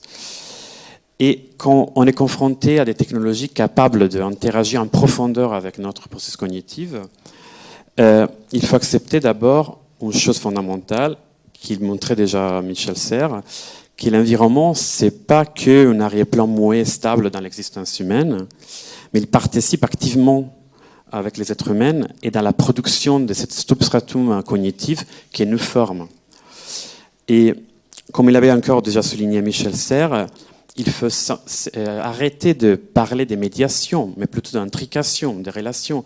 Et autrefois, aujourd'hui, notamment dans les débats anglo-saxons, c'est très accepté la notion d'entanglement. On est enchevêtré avec l'environnement. Enchevêtré avec l'environnement. Mais Michel Serres montrait déjà que la médiation s'implique deux entités, un sujet et un objet, et un certain niveau d'asymétrie. Être enchevêtré avec l'environnement, ça implique plutôt qu'on ne peut pas établir exactement l'origine de ce processus cognitif informationnel qui nous forme. Donc on est un produit qui émerge dans ce réseau. Et l'accepter, c'est pas qu'un exercice de style, hein, dans le sens que dans la philo de la technologie française, notamment si on pense à Simondon, Leroi-Gourhan, même Stigler, on a toujours discuté autour de l'extension de notre capacité cognitive au travers de la technologie. Non, l'histoire de l'humain, à la fin, c'est l'histoire de la technogénèse. On a toujours utilisé la technologie, la technique pour étendre notre capacité cognitive. Mais aujourd'hui, l'intelligence artificielle, ça implique un changement, je trouve, anthropologique, parce que pour la première fois, notamment dans l'histoire de l'homme, on est confronté à une technologie qu'ils sont capables d'interagir en profondeur sans que nous, on ne se rend pas compte la plupart des fois. Donc interagir avec une intelligence artificielle, par exemple sur un réseau, en plateforme, c'est pas la même chose d'interagir avec un montre ou avec un clé-cidre. Et c'est pas la même chose, notamment parce que, une autre fois, Michel Serres l'avait déjà souligné dans la Petite Poussette, sans que nous nous rendions compte, un nouveau type d'être humain est né dans les brefs laps de temps qui nous séparent des années 70. Il y a vraiment un passage que je trouve vraiment actuel, et il écrivait dès 2007, donc avant de... Bon, c'était déjà l'ère, disons, du numérique, mais quand même, c'était avant la révolution du deep learning, de l'apprentissage de profondeurs artificielles. Et c'est un autre passage que j'aimerais bien citer, parce que Serres, il montre comment, de notre tête osseuse et neuronale, notre tête intelligente sortie, entraînement, la boîte ordinateur contient et fait fonctionner, en effet, ce que nous appelions jadis nos facultés. En mémoire, plus puissant 1000 fois que la nôtre, une imagination génétique en par million, en raison aussi, puis autant logiciels pouvant résoudre ces problèmes que nous y sommes résolus seuls. Notre tête est jetée devant nous et cette boîte cognitive objectivisée. Ouais, pardon. Alors, de notre tête osseuse et neuronale, notre tête intelligente sortie. Entraînement, la boîte ordinateur contient et fait fonctionner, en effet, ce que nous appelions jadis nos facultés. En mémoire, plus puissant 1000 fois que la nôtre, une imagination garnie d'icônes par millions, une raison aussi, puisque tant de logiciels pouvant résoudre sans problème que nous ne s'y sommes pas résolus seuls. Notre tête est jetée devant nous et cette boîte cognitive objectivisée. Et moi, je trouve que dans ce passage, on voit vraiment la question de comment le numérique, il est en train de devenir un véritable objet-monde. C'est-à-dire, il est en train de devenir la source principale du bruit informationnel que nous compose. Et moi, je trouve que, une autre fois, comme il montrait dans Genèse Serres, si on accepte que la cognition est une soustraction du bruit reçu et du bruit produit par les sujets, nous implique de déplacer l'être humain dans son environnement. Et ça implique quoi? Notamment d'accepter que les bruits nous organisent en permanence. Et ça, je trouve que quand on parle de la coévolution de l'autonomie humaine, de l'autonomie de la machine, c'est très important, notamment pour un point, c'est-à-dire que si on ne pense moins dans l'ordre de l'exception, donc on se pense moins comme des êtres doués d'une autonomie juste pour l'effet des êtres humains, mais on pense l'autonomie comme un produit émergent d'un réseau bien plus complexe, qui va bien au-delà de la pensée consciente. Et donc on se pense enchevêtré dans l'environnement et dans un milieu de plus en plus automatisé, alors on comprend mieux les risques. On comprend mieux que on n'est pas plus dans l'ordre de la médiation, mais on est dans un ordre différent. Et comme montrait déjà Serres, on est en train de voir un changement anthropologique profond et on doit essayer de penser des stratégies pour éviter que la pensée humaine, d'une certaine manière, c'est prolétarisé, on pourrait dire, mais de l'autre côté, c'est disrupteur des technologies qui sont capables d'interagir en profondeur avec notre processus cognitif. Et moi, je pense que la première étape pour essayer de comprendre les risques, c'est penser autrement. Et c'est pour ça l'essence que j'ai cité au début de ma présentation, ce passage où Serre il critiquait la tradition humaniste. Parce que le problème, c'est pas critiquer une tradition plutôt que l'autre, mais c'est penser de la façon meilleure possible. Et moi, je pense que si on continue à nous penser comme des êtres rationnels, de nos certaines capacités de couper avec un certain chaîne causal, et donc se penser comme des sujets supra-empiriques par rapport au milieu dans lequel on est intégré, on n'est pas capable de comprendre ce qui est en train de passer. Et on n'est pas capable de comprendre la disruption qu'on est en train de voir, notamment dans les générations, les natifs digitales, par exemple. Moi, je trouve que l'utilité de penser de Michel Serres aujourd'hui, c'est vraiment de réintégrer l'humain, le déplacer et le penser au-delà d'un certain hubris structurel de l'humanisme occidental européen, qui, je trouve, notamment aujourd'hui, nous empêche de penser pas mal des risques qu'on est en train de confronter. Voilà. Pardon pour certains problèmes d'accent. Voilà. Merci. Il y a en fait un problème commun qui émerge. Moi, je ne m'y attendais pas du tout d'exposer en exposé. C'est une sorte de pensée de Michel Serres qui nous permet de penser une pensée complexe mais réelle dans le monde. Des mathématiques très complexes mais en fait réelles, qui décrivent le monde réel, les calculs qui rejoignent les singularités. Et c'est vrai, cette technologie avec laquelle nous sommes désormais aussi intriqués qu'avec le monde, en fait. Donc nous vivons dans un environnement biotechnologique. Là, notre tête est jetée devant nous, c'est quand même extraordinaire. Donc c'est vrai que la boîte noire de notre cerveau est maintenant elle-même dans le monde. On y reviendra dans la discussion commune, mais là, on passe au contrat naturel. Donc du coup, je pense que Michel Serres, effectivement, comme disait Baptiste, enfin, chacun dans sa galerie ramène des choses qui nous permettent de comprendre pourquoi il est indispensable aujourd'hui. C'est très impressionnant. Donc, Victor. Oui, bonjour à tous et à toutes. Merci de m'avoir invité. Donc, moi, je vais lire mon texte pour ne pas m'égarer. Je ne sais pas si le micro... Si ça va. OK. Puisque je dois présenter aujourd'hui en quoi l'œuvre de Michel Serres m'a aidé et m'aide encore toujours à penser, il faut que je raconte un peu de mon parcours. Au départ, je suis juriste.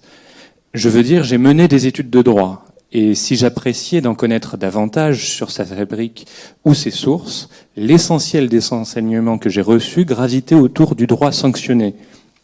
Ce qui était légal, ce qui était jugé. Mais jamais ou si rarement sur ce qu'il pourrait être ou devenir. Il n'y avait pas de réflexion sur le droit, ou pour le dire vite, il n'y avait pas de philosophie du droit. Or, à cette époque, entre 2009 et 2012, un des thèmes qui me tenait le plus à cœur, et c'est toujours le cas d'ailleurs aujourd'hui, est ce qu'on appelle communément l'écologie. Je me trouvais dans une situation de double insatisfaction. Le droit de l'environnement me paraissait très en dessous des enjeux que je voyais se dessiner. Et parallèlement, on ne m'apprenait pas vraiment à réfléchir sur comment le rendre plus ambitieux. Or, lors de ma première année, j'étais alors à Bordeaux. J'allais souvent à la librairie Mola, que peut-être certains ou certaines d'entre vous connaissent.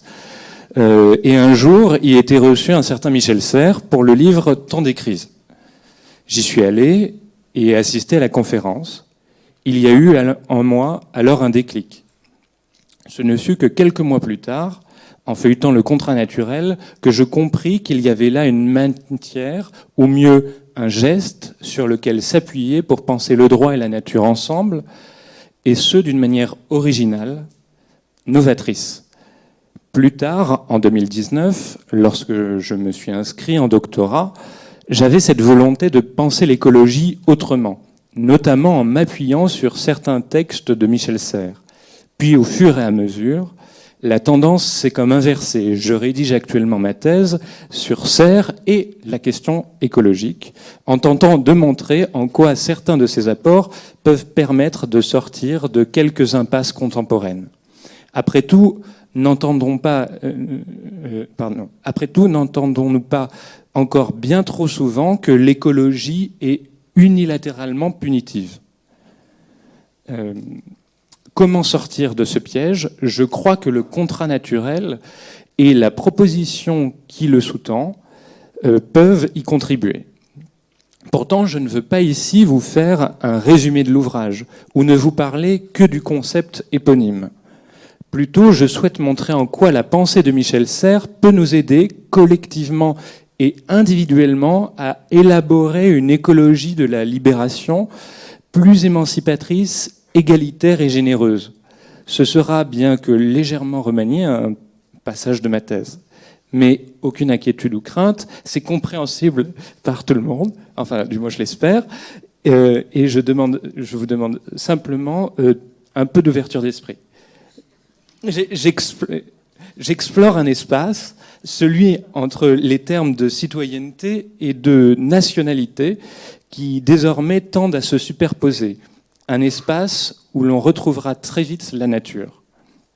Voilà, je me souviens qu'en 2009, bien avant celle qui va se tenir à Belém à partir de demain, lors de la COP15 à Copenhague, le sommet international sur le changement climatique, Serres avait écrit une tribune pour alerter. Tribune qui commençait par ce bref paragraphe. La politique est l'affaire des citoyens. Avons-nous conscience que cette phrase répète 2 fois le mot ville, traduit en français à partir du grec et du latin, 2 langues vraiment mortes, polis et civitas. Elle dit donc cette évidence plate que la gestion des villes est l'affaire des gens des villes, des gens de la ville. J'ajoute que cette évidence ou redondance est au cœur des cours d'éducation civique que nous recevons à l'école. Or, dans la préface au contrat naturel que Serres signe en 2018, il émet une hypothèse. J'ai souvent l'intuition que l'on pourrait repenser l'histoire elle-même comme un conflit multimillénaire entre la campagne et la ville. Et un peu avant, il s'exclame « Le rassemblement massif d'une partie majeure de l'humanité actuelle dans des mégapoles nous fait croire aveuglément que tout est politique, au sens originel du mot. C'est-à-dire que tout est d'ordre citadin, alors que cet ordre même, par sa dynamique propre et son expansion démesurée, occupe la Terre et détruit le monde. D'où que Serres propose ce qu'on peut appeler une cosmopolitique. Il dit d'ailleurs souvent que les humains participent de la nature, procèdent d'elle. Comment la faire advenir ? Vous savez le goût de Serres pour la langue française. Il est élu à l'Académie en 1990. Or, il existe un point où cette langue est mal à l'aise, comme si elle achoppait sur une contradiction que Michel Serres n'a pas complètement formalisée, mais pressentie, je pense. Étrangement, acquérir la nationalité française se dit par le terme de naturalisation. Et les Français sont les naturels de leur État. Ceci est ô combien paradoxal quand on sait qu'il s'agit là de l'acte politique ultime, être ou devenir citoyen. Et un acte extrêmement important. Dans notre monde, disposer d'une nationalité, c'est se voir accorder un ensemble de droits qui lui sont rattachés. De même, la dénaturalisation, ou ce qu'on nomme parfois la déchéance de nationalité, pour faire écho à un débat contemporain, n'est pas une mince affaire. Produire des apatrides est illégal actuellement pour un État. Et si vous souhaitez vous plonger dans les conséquences dramatiques auxquelles cela peut aboutir, je vous conseille le livre de Claire Zalck, « Dénaturaliser le retrait de la nationalité des Juifs sous Vichy ». Or, si je reviens à Serres, comment pourrait-on alors désigner la qualité de citoyen du monde ? Belle expression, mais qui semble elle-même constituer un paradoxe. Si elle est planétaire, alors elle est la moins politique qui soit au sens de tout à l'heure, puisqu'elle défait, précède ce lien d'appartenance obligatoire que commande l'État-nation, pilier de l'ordre international. Comment donc qualifier cette citoyenneté planétaire, sinon par l'adjectif de naturel, quoique prenant un sens ici tout autre. Je change mes feuilles. Je m'explique. Je crois que toute théorie politique sérieuse se doit de considérer deux faits. D'une part, nous ne choisissons pas de naître, ni où, ni quand, ni la société, ni l'époque où nous nous trouvons jetés. D'autre part, nous ne pouvons pas échapper à l'État. Essayez de le fuir, s'il le décide, il se lancera à votre poursuite. De ce point de vue, la nationalité est le sceau que l'État appose sur les individus qu'il estime les siens. En somme, nous demeurons en permanence à sa merci, nous naissons à la politique par cette mutilation. L'État nous dépossède de ce qu'on peut appeler notre liberté naturelle pour nous conférer une existence civile sous sa domination.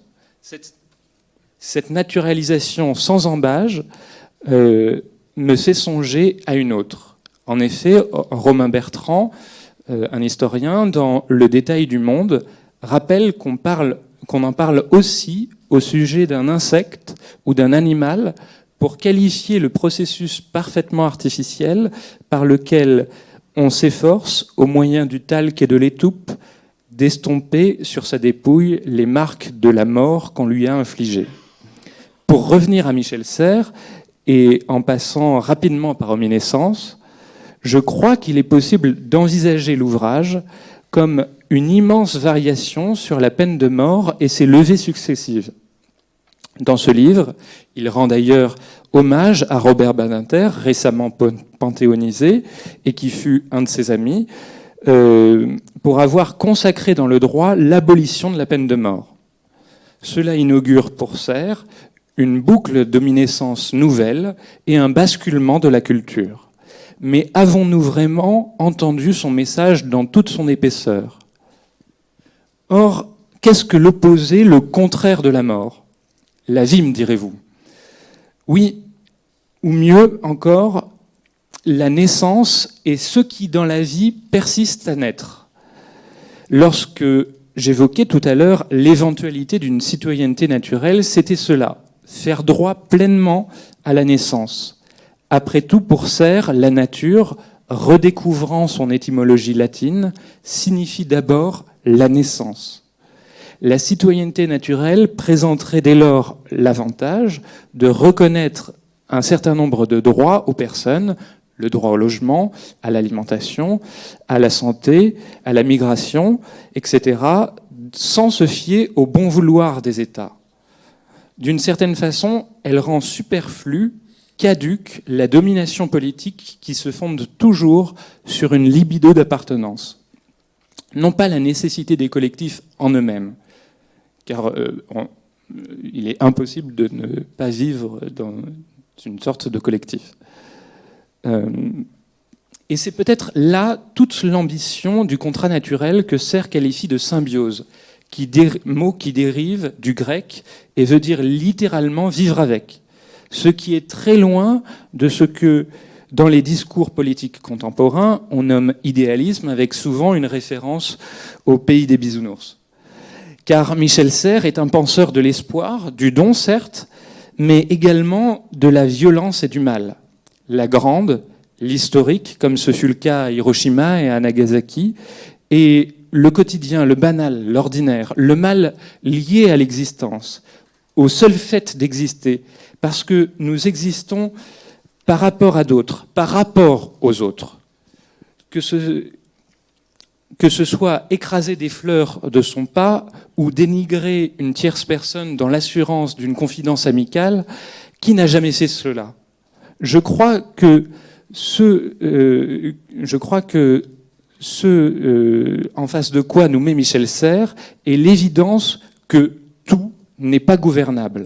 La négativité est pour partie inéliminable, incompressible.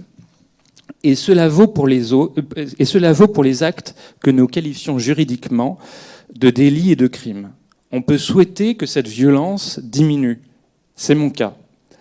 Il n'empêche que de tels actes seront toujours commis. Pour autant, par exemple, Faut-il continuer à enfermer en cellule les fautifs alors que nous savons que la prison réussit si bien sa mission qu'elle favorise la récidive, que la peine ici équivaut à une sorte de vengeance légalisée et donc entretient le cycle de la violence.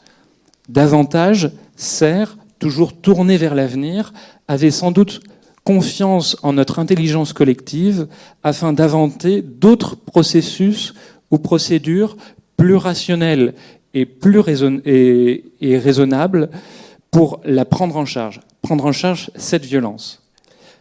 Le pardon, la prescription, la paix. Il m'arrive parfois de percevoir notre philosophe proche de l'anarchisme et de l'abolitionnisme pénal.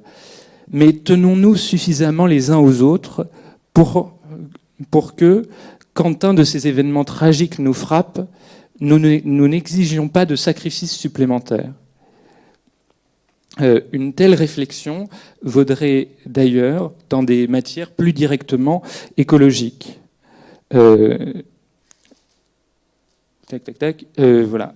Michel Serres, quant à lui, dans Le Contrat naturel, écrivait avec une simplicité imparable et sereine, il n'y a de réel que l'amour et de loi que de lui. Je vous remercie.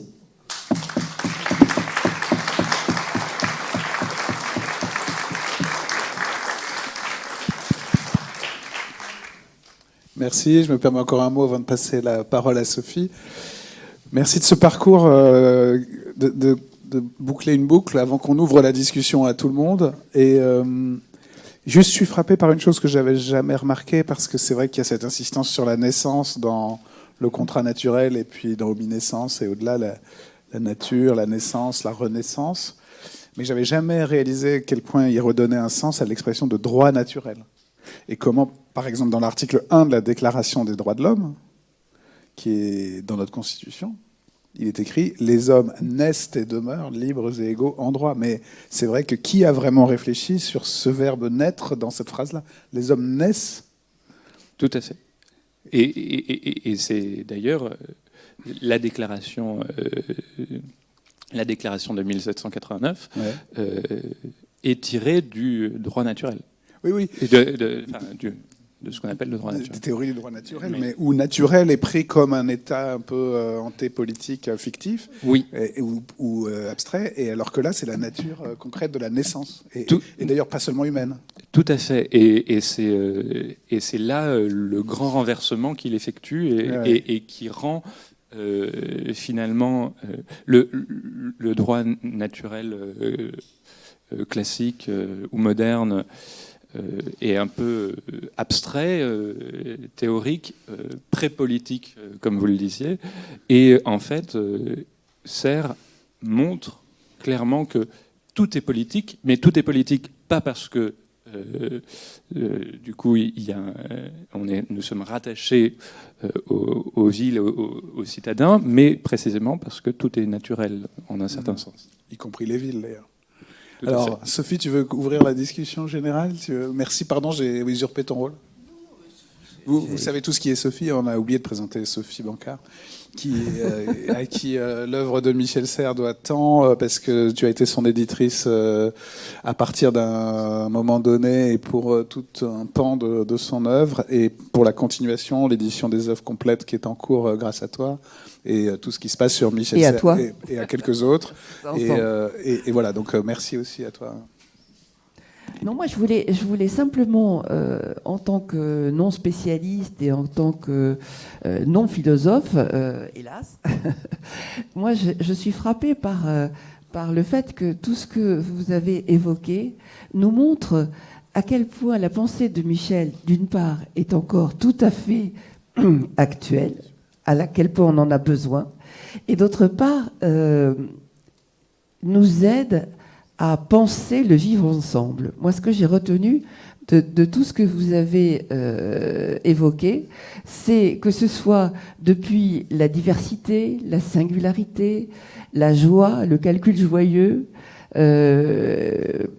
j'ai l'impression que tout du long, il nous aide à vraiment penser ce vivre ensemble, et que c'est ça qui est le plus difficile aujourd'hui, et notamment dans la relation que nous avons avec les sciences et les techniques qui sont parfois un peu difficiles d'accès pour nous. Alors j'espère qu'on n'a pas été trop difficile dans nos exposés, enfin que vous avez quand même réussi à tout suivre. C'était pas toujours facile, donc ça vous donne un peu l'image aussi de ce que c'est que ce travail universitaire que nous ne connaissons pas très bien et qui est très important, qui ouvre des portes, qui permet de penser à la fois le présent et l'avenir. Et je pense qu'on va ouvrir les questions. Est-ce que l'un d'entre vous a des questions? Il y a une jeune femme avec un micro qui va... Il y a des micros, et puis après aussi, si vous voulez peut-être réagir aussi les uns aux exposés des autres, mais on va d'abord ouvrir. Mais... Il y a une question. Merci beaucoup pour votre conférence, c'était super intéressant. En fait, je fais mes recherches sur la transdisciplinarité, donc moi je suis beaucoup plus influencé par Edgar Morin, Basarab Nicolescu, etc. Et en fait, la question que j'ai pour vous, c'est de ce que vous connaissez de Michel Serres, voire de Leibniz, finalement en quoi il nous aide à avoir un point de vue vraiment transdisciplinaire, voire à formaliser une sorte de science des sciences, notamment avec l'émergence de la complexity science.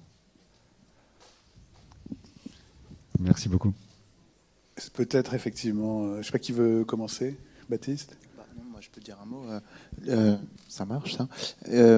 C'est-à-dire que Michel Serres, il a un axiome qui est quand même assez fort, qui consiste à dire que chaque discipline est suffisamment équipée pour produire sa propre réflexion sur elle-même, ce qu'on appelle dans le jargon académique une épistémologie. Épistémé, c'est la science, le savoir en grec. Le savoir à un degré tel de stabilité que ça devient une science.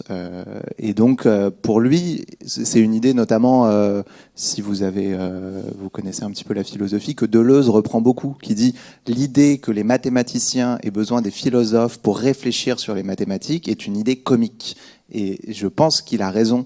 Et ce à quoi ça ouvre, en fait, c'est moins une interdisciplinarité, c'est-à-dire au sens... Alors on peut donner beaucoup de sens à ce mot, mais où il faudrait trouver une sorte de méta-niveau, un niveau supérieur à tous les autres qui permettrait d'exprimer ce qui se passe localement, de le réfléchir à un degré supérieur de généralité, qu'à une cosmopolitique, c'est-à-dire un plan horizontal où chaque discipline réussit à dire ce qu'elle veut, ce qu'elle fait, les enjeux, etc. On ne va pas dire ça de l'extérieur, on n'appelle pas les philosophes pour dire quel est l'enjeu d'un théorème mathématique, ou voilà. Et par contre, sur ce niveau d'horizontalité, on est obligé d'imaginer une pratique de diplomatie, puisqu'on ne se comprend pas entre disciplines. Il y a des langages différents, il y a des différents à la fois sur les moyens, les langages, etc., mais aussi sur les buts. On n'est pas embarqué dans le même monde, ou on ne veut pas embarquer le monde dans les mêmes directions. Et moi, il me semble que, par exemple, Isabelle Stengers, quand elle écrit son épopée de 7 tomes des cosmopolitiques, elle se tient dans le sillon qui a été ouvert par Michel Serres. L'idée qu'il y a une autonomisation de ces disciplines-là. Voilà, c'est un premier... Je voulais rajouter un tout petit point sur le rapport à Leibniz, parce qu'à mon avis, tel que je le comprends, ce qui a sans doute un des points qui a le plus fasciné Michel Serres chez Leibniz, bon, on sait que Leibniz est polymathe, il s'est intéressé à peu près à toutes les matières qui existaient en son temps, quasiment toutes. Il s'est même essayé à la poésie, et ça n'a pas été pour le plus grand bonheur des lettres. Il vaut mieux le taire, j'aurais dû le faire. Mais ce que je veux dire, c'est que ce qui a intéressé Serres, c'est ce qu'on appelle au XVIIe siècle la mathésis universalis, c'est-à-dire aussi, enfin c'est comme ça que Serres le comprend chez Leibniz, l'idée selon laquelle les différents champs théoriques se répondent les uns les autres, peuvent se traduire les uns dans les autres. Ce qui n'amène pas forcément à faire un niveau métathéorique, mais ce qui s'exprime chez Leibniz et ce que Serre, à mon avis, ce sur quoi Serre porte son intérêt, ce qu'il appelle une caractéristique générale ou une langue universelle, c'est-à-dire l'idée selon laquelle si on arrivait à mettre sur pied un langage qui permette à tous les hommes, et là je retrouve l'idée du cosmopolitisme, et Leibniz l'a retrouvé déjà, si on arrive à mettre sur pied, et peut-être que le code y ressemble d'ailleurs un peu d'une certaine manière, et peut-être pas de la manière la plus heureuse, si on arrivait à créer une manière de parler qui puisse faire en sorte qu'on se comprenne tous les uns les autres et que du coup on puisse également traduire toutes nos théories les unes envers les autres, en tout cas avoir des fonctions qui permettent de passer, alors ça participerait à la fois au plus grand progrès de la science et également à la concorde entre les hommes. Et j'ai l'impression que là-dessus, Leibniz tient les deux bouts, et de ce que je comprends du projet de Michel Serres, en tout cas dans sa lecture de Leibniz, il y est très sensible. Merci. Avant que quelqu'un d'autre enchaîne peut-être, ou une autre question, il y a aussi, en plus de tout ce qui a été dit, il y a un clivage que Michel Serres trouvait scandaleux et contre lequel il s'est toujours dressé. C'est le clivage dit des sciences dures et des sciences humaines. Ça, c'était vraiment un combat absolument majeur. Et donc, il y a l'éloge, effectivement, à la fois de la formalisation d'une discipline, de leur traduction mutuelle, de leur interférence. Mais il y a aussi une critique politique, on peut dire, de certains clivages disciplinaires dans nos sociétés, dans nos institutions, qui est très présent encore aujourd'hui. Michel Serres décrivait très concrètement comment certaines universités sont purement scientifiques, d'autres purement sciences humaines, et comment c'est comme ça qu'on casse l'unité du savoir humain. Et pour comprendre aujourd'hui, on l'a un peu entendu, c'est dans le parcours même des exposés. Il faut faire de la cybernétique, il faut faire du droit, il faut faire de l'anthropologie, ou je sais pas, de l'anthropologie cybernétique, etc. Donc voilà. Mais Victor veut ajouter quelque chose, pardon. Oui, mais c'était pour aller dans le sens que vous développiez. C'est en fait, Baptiste a parlé de la série des Hermès tout à l'heure, et il y a trois tomes notamment qui peuvent répondre à votre question. C'est-à-dire le premier, c'est Hermès 2, l'interférence, où c'est en fait sa thèse complémentaire, qui est une thèse d'épistémologie comparée, et où il rethéorise ce que c'est que l'encyclopédie contemporaine des sciences. Il y a ensuite, Baptiste l'évoquait un peu, et Louis l'ont évoqué sur la traduction, et il y a bien sûr le Hermès 3, la traduction, et ça se conclut par Hermès 5, le passage du Nord-Ouest, qui précisément essaie de suturer un peu cette rupture entre sciences dures et sciences humaines, et qui va devenir plus tard, le tir instruit finalement. Moi, je voudrais juste ajouter un petit mot, c'est que Michel disait toujours qu'il n'y a pas de problème aujourd'hui que l'on puisse résoudre avec une seule discipline. Il faut l'apport de forcément 2, 3, voire 10 disciplines différentes pour résoudre les problèmes de notre époque.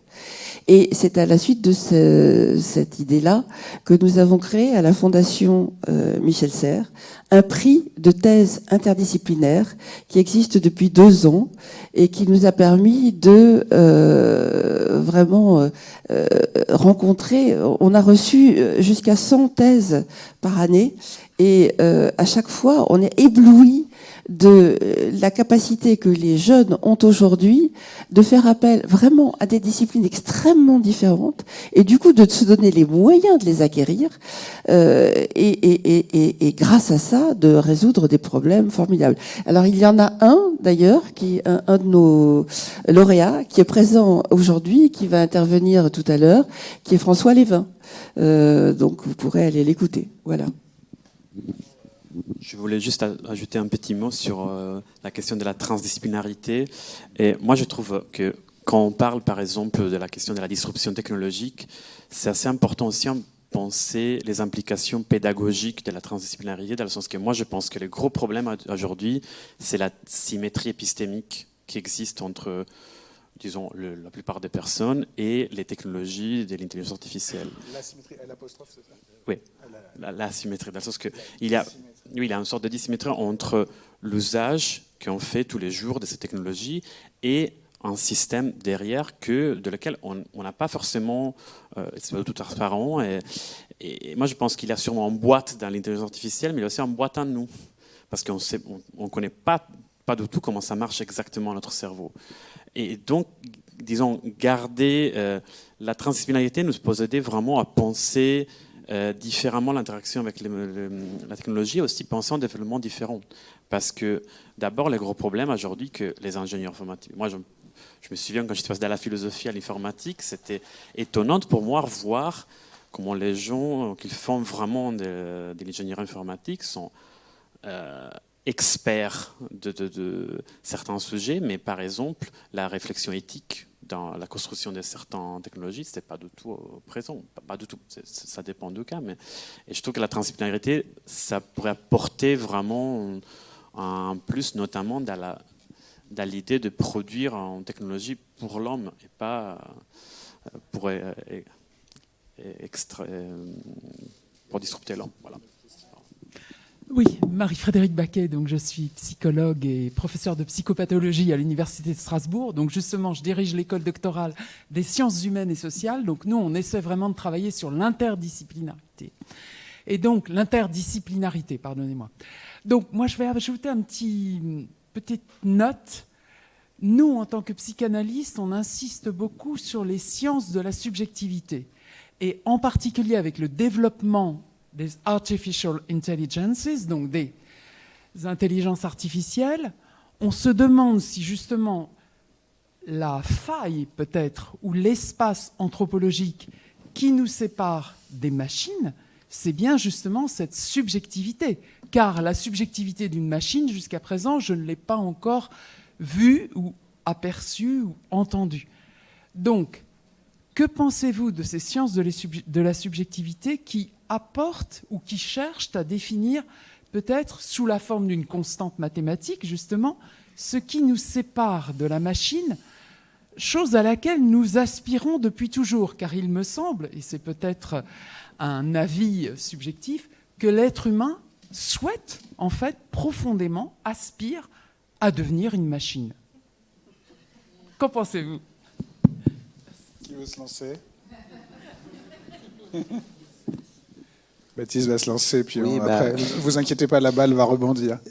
Non, mais c'est effectivement, c'est une situation qui serait comique si les gens qui nous parlent de la convergence entre les processus machiniques qui tournent sur des serveurs, etc., et notre intelligence à nous, si ces gens-là n'avaient pas le pouvoir. Parce qu'en réalité, cette idée qu'une conscience humaine va émerger des empilements de silicium et de neurones artificiels,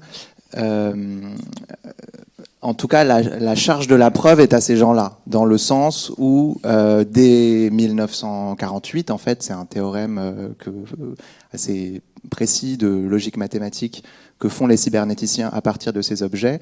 Ils disent que, passé un certain seuil de complexité, les processus qui jusque-là avaient des aires de famille très fortes se mettent à diverger. C'est-à-dire prennent des trajectoires qui se singularisent, c'est-à-dire ils deviennent de plus en plus ce qu'ils sont et de moins en moins ce qu'ils avaient en commun avec l'autre processus. Il se trouve que cette idée est complètement passée à la trappe, aux oubliettes de l'histoire, et qu'effectivement on n'arrête pas de regarder ces machines. Moi, il me semble qu'elles font des choses complètement étonnantes et incroyables, mais qui n'ont pas grand-chose à voir avec ce qu'on fait. Enfin, quel enfant a besoin de caresser 1000 chats avant de dire « Ah oui, c'est peut-être un chat ». Bon, bah là, ça marche comme ça, ces trucs. Donc, on voit bien que c'est des processus qui divergent et qui deviennent intéressants au moment où ça diverge. Donc oui, moi voilà. Juste pour rajouter une chose, moi je suis tout à fait d'accord avec toi, mais je trouve que certaines fois on est trop concentré sur comment on est différent par rapport à la machine, et c'est tout à fait évident qu'il y a la différence, ça c'est important, mais certaines fois c'est aussi bien penser, moi ça m'intéresse pas trop combien l'intelligence artificielle c'est intelligente, ça m'intéresse comment on peut devenir intelligent ou pas à travers l'interaction avec l'intelligence artificielle. Dit autrement, moi ce que ça me concerne énormément, c'est le fait qu'on utilise qu'il n'est pas quotient de certaines technologies, ça peut réduire l'espace d'individuation, comme disait Simondon, ou simplement il peut affecter en profondeur notre capacité cognitive. Donc, j'ai l'impression qu'aujourd'hui, le risque, ce n'est pas d'une super intelligence artificielle, mais c'est une réduction des capacités cognitives qui sont à la base de la production de l'intelligence humaine. Donc, voilà, juste pour dire que c'est pas l'intelligence artificielle qui est en train de devenir de plus en plus intelligente, mais c'est nous qui est probablement en train de devenir bête, certaines fois. La bêtise artificielle, comme le disait Stigler, c'est un peu une question aussi. Mais voilà. Oui, on peut ajouter que la subjectivité en général manque à la machine. D'ailleurs, beaucoup de psychanalystes la définissent, la subjectivité humaine, par le manque, et la machine ne manque pas de quelque chose. Et d'ailleurs, tout à l'heure, je crois que Marc Hunyadi va défendre une thèse assez proche dans le débat avec François Lévin, mais peut-être pas exactement comme ça, mais bon. Mais il y a aussi, chez Michel Serres, il y a aussi l'idée, en fait, que la subjectivité humaine, c'est ambivalent, c'est la joie et la douleur, et que les techniques qui sont quand même des prolongements du savoir humain, elles peuvent servir à la guerre ou à améliorer l'humanité. Donc ça rejoint ce que vient de dire Daniele, d'une certaine façon. Et on voit aujourd'hui tous les branchements du pire comme du meilleur de nos subjectivités sur la machine, et même les chatbots de l'intelligence artificielle, on voit déjà qu'ils embrayent sur... Il y a des études qui montrent que si un adolescent ou une adolescente avec une tendance suicidaire demande à la machine comment se suicider, elle lui répond. Inversement, si peut-être que pour certaines détresses, pour certaines solitudes, ça peut permettre aussi un lien qui était... Voilà, il ne faut pas non plus... Ces machines peuvent aussi permettre justement des connexions de points très isolées dans l'espace réel du monde des esprits humains, et donc peut-être aussi créer de la relation nouvelle. C'est pas impossible.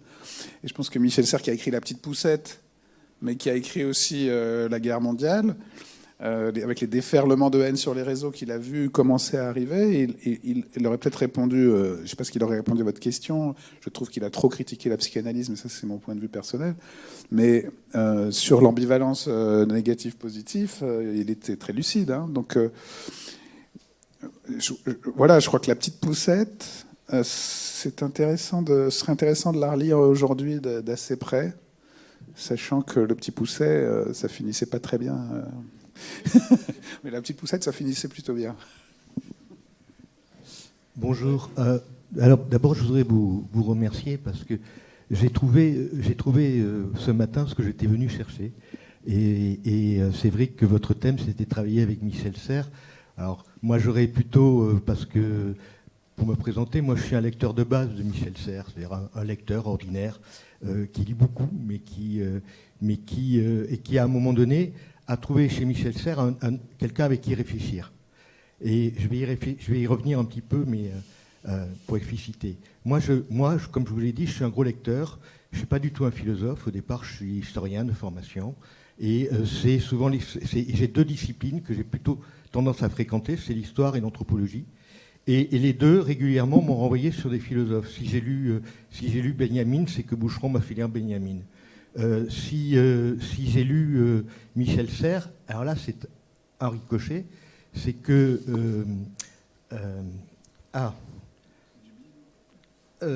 c'est La Tour, mais c'est La Tour c'est Descola qui m'a fait lire La Tour, et La Tour m'a fait lire Michel Serres. Et donc j'ai découvert la pensée de Michel Serres avec quelque chose d'âpre, parce que c'est difficile de lire Michel Serres. Vous l'avez dit, il l'explique dans l'entretien avec Latour, le style de ce qu'il écrit est important dans la manière dont il écrit. Donc Michel Serres, ça se lit lentement, difficilement, de manière éblouissante, et je trouve que vos exposés en ont été assez aussi, de manière éblouissante, parce que le style de Michel Serres est éblouissant, mais c'est difficile, complexe.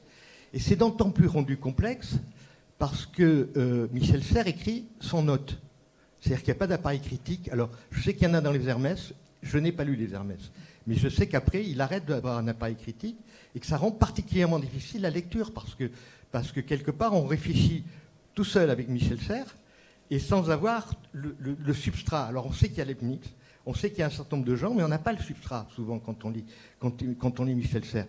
Et du coup, ma question, ce n'est pas à vous quatre qu'elle s'adresse, c'est à vous, madame, puisque vous allez rééditer l'intégralité de l'œuvre de Michel Serres. Et je pense que que Frédéric Worms répondra peut-être aussi, c'est est-ce que dans cette réédition, vous assortissez cette réédition d'un appareil critique, c'est-à-dire qui peut nous aider aussi à lire, à comprendre, à réfléchir, Michel Serres, parce que c'est indispensable, que ce soit sur l'AI, que ce soit sur les droits de la nature. C'est vraiment un penseur visionnaire. Parce que quand on lit, je viens juste de lire, je viens de finir Omniscience, le lire 25 ans après, et se dire, il se livre à 25 ans.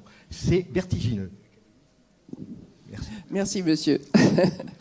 Alors, Michel Serres l'a interdit. Il a dit, vous ne mettrez pas de notes dans mes textes. Donc, nous allons publier des textes sans notes, mais comme je suis consciente, et comme nous sommes conscients du fait que beaucoup de gens ont besoin parfois d'un peu d'aide, puis nous-mêmes, nous avons, en fait, pour essayer de comprendre ces textes et de les situer dans l'époque où il les a écrits, nous avons procédé à quelques enquêtes, etc. Donc, en fait, nous allons faire des introductions à chaque texte. Et donc, ces introductions vont pouvoir répondre à vos questions. Au passage, j'en profite pour vous indiquer qu'il y a une bibliothèque à Agen, la médiathèque d'Agen, dans laquelle il y a une partie, en tout cas, de la bibliothèque de Michel Serres, avec ses annotations. Et ça vaut la peine d'aller y passer un peu de temps. Moi, j'y ai trouvé des choses merveilleuses. Et donc, là, vous avez... Et d'ailleurs, Victor en a fait l'inventaire. N'hésitez pas à aller vous perdre dans cette bibliothèque qui est quand même très riche. J'en profite aussi pour vous dire un petit mot aussi. Si vous voulez continuer à suivre les activités de l'école normale et des séminaires qu'on y donne, il y a un site qui s'appelle Savoir à l'école normale et sur lequel il y a toutes les... Non, mais c'est vrai. Il y a tous les séminaires que nous avons organisés depuis 3 ans. C'est absolument passionnant. Donc, les 3 premières années, c'était sur les sciences et les techniques. Et là, nous commençons le récit cette année. Et j'espère qu'on va continuer très longtemps. Et donc, n'hésitez pas à aller regarder. D'ailleurs, il y a aussi sur ce site la fameuse conférence dont Frédéric parlait, la dernière de Michel. Elle y est, absolument. Donc, n'hésitez pas. Merci, je crois que Victor veut dire quelque chose, mais juste j'embraye sur la question directe éditoriale, parce qu'on en avait parlé avec Michel Serres lui-même.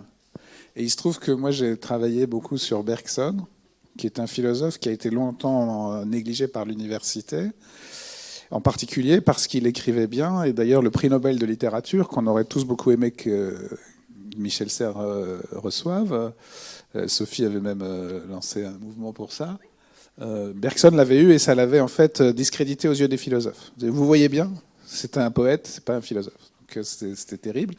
Et moi j'ai dirigé l'édition critique de Bergson avec des notes qu'on n'a pas mises sous les textes. On a fait les notes à la fin des livres. Bergson non plus ne voulait pas de notes, donc on n'a pas surchargé la lecture. On le lit comme avant, mais il y a un dossier à la fin, etc. Et bizarrement, en fait, Bergson est devenu sérieux grâce à l'édition critique. Moi, je pensais que c'était un philosophe important et que l'édition allait le aider. Et en fait, pour beaucoup d'universitaires, c'est grâce aux notes qu'il est devenu un philosophe important. Ce que Michel Serres détestait, à raison, c'est-à-dire les universitaires qui ne voient que les notes en bas de page. Mais quand même, c'est vrai que cette édition critique a d'abord été utile, je pense, pédagogique, maintenant il y en a d'autres, et a réinscrit Bergson comme un philosophe sérieux, ce qu'il était, mais que les gens sérieux par les notes en bas de page ne voyaient pas. Donc en fait, j'avais cité ça à Michel Serres. Je lui avais dit, mais Bergson, voilà, il a eu besoin de l'édition critique pour être pleinement reconnu et compris aussi, parce qu'il y a des effets d'histoire, d'éclaircissement. Ben non, il a dit non. Il a vraiment dit non. Il a vraiment dit non, et je pense que le temps fera son œuvre. Bien sûr qu'à un moment donné, pédagogiquement, on peut espérer que quand certains textes de Michel Serres deviendront des classiques, ce qu'ils sont déjà pour certains, mais qui seront enseignés, qu'il y aura tous ces travaux qui l'éclairent. Voilà, un jour, une anthologie des textes de Michel Serres sur Leibniz avec un peu d'apparat critique, ce sera vraiment essentiel, etc. etc. Donc, un jour, il faudra lui désobéir.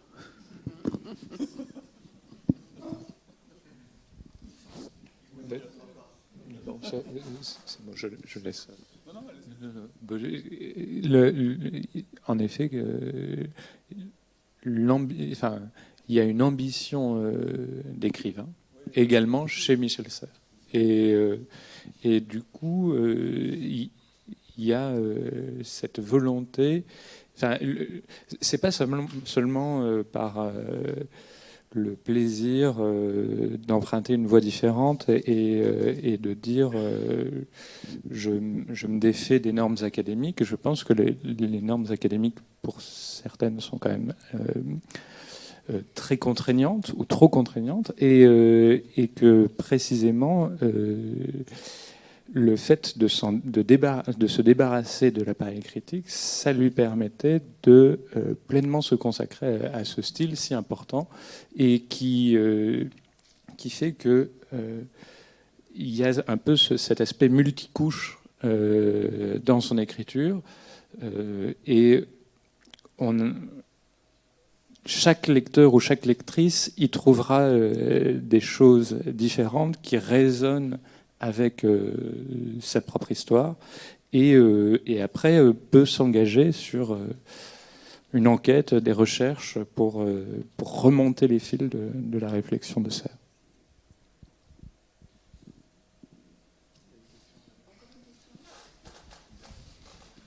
Oui, bonjour. Déjà, merci à tous, parce que c'était super intéressant cette conférence. Et ensuite, moi j'ai une question qui va peut-être plus s'adresser à Baptiste. Donc moi je suis doctorant aussi, mais pas du tout dans le même domaine. Donc je suis justement en informatique. Donc je suis mathématicien, informaticien de formation, et je travaille sur la cryptographie. Donc je suis un peu dans la lignée de ces théoriciens de l'information dont vous citiez. Donc l'entropie de Claude Shannon, etc. Moi je me situe un peu dans la lignée directe de ça, disons 70 ans plus tard. Et effectivement, cette histoire de calcul triste, c'est un truc que j'ai été amené moi à constater dans ma formation, en fait, parce que effectivement, pour prendre un exemple assez simple, on réduit la complexité de la psychologie humaine à un amas de données, en fait. Quand on va sur Internet, il y a cette notion de profil de consommateur, etc., où toutes nos habitudes de consommation sont réduites à une collecte de données. Et à cette notion, vous opposez l'idée de calcul complexe qui se baserait donc sur des singularités, si je comprends bien. Et en fait, c'est juste pour être sûr que j'ai bien compris, parce que moi, c'est une question qui m'intéresse là où je me positionne par rapport à ça, parce que j'ai justement pas envie de faire partie de ce système cybernétique du calcul triste où on réduit l'humain à un paquet de données. Alors, la manière dont j'ai compris votre propos, et justement j'aimerais savoir si je l'ai bien compris ou pas et avoir des éclaircissements, c'est qu'en fait à travers des singularités, donc des choses qu'on ne réussit pas à réduire comme amas de données sur lesquelles on peut calculer, ou amas d'autres choses sur lesquelles on peut calculer de manière simple. Donc par exemple, moi j'ai pensé à la conscience en vous écoutant, parce que la conscience c'est un truc qui nous échappe principalement. On pourrait calculer sur un modèle du cerveau humain, parce que le cerveau humain est régi par la physique, mais comme vous dites, en fait, on a des lois simples qui sont combinées pour donner quelque chose de compliqué.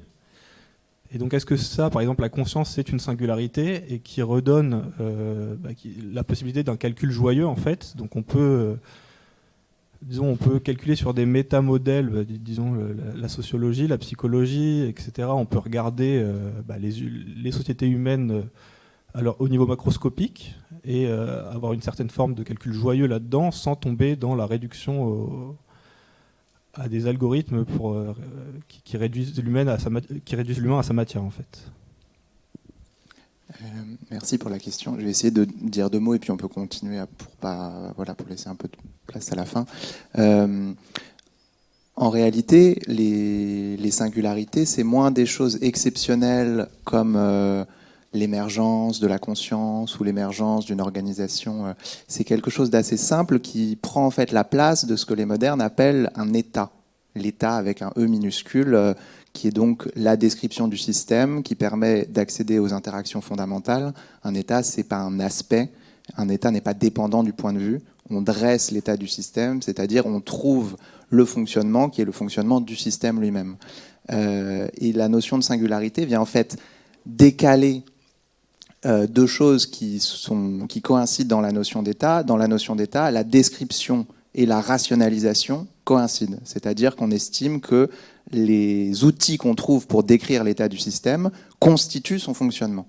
En mathématiques, c'est en fait des gens qui ont développé ça un peu après les cybernéticiens sans qu'il y ait d'influence directe, ils retrouvent les mêmes problèmes et ils développent ça. C'est par exemple René Thom qui dit, face à une singularité, donc par exemple une feuille pliée avec une courbure très particulière, comment est-ce que je manipule ça? Et la réponse de René Thom, c'est de dire, je vais me donner un espace d'une dimension supplémentaire, j'ai la feuille à 2 dimensions qui est plate, je vais me donner un cube au-dessus de la feuille, et là je vais me poser une question particulière qui est, quelle est la forme la plus simple que je peux définir dans cet espace, dans le cube au-dessus de la feuille, qui, par pliage et par projection, donnera la singularité. C'est-à-dire, vous prenez un demi-cercle, bon, vous avez quelque chose de très simple qu'on peut décrire mathématiquement, vous le pliez, donc bon, il faudrait faire des petits dessins, mais vous voyez, vous avez une sorte de pic comme ça, de point de rebroussement où la courbe monte et puis subitement elle redescend. Vous avez vos 2 arcs de cercle que vous reconnaissez parfaitement, mais agencés selon une pliure différente.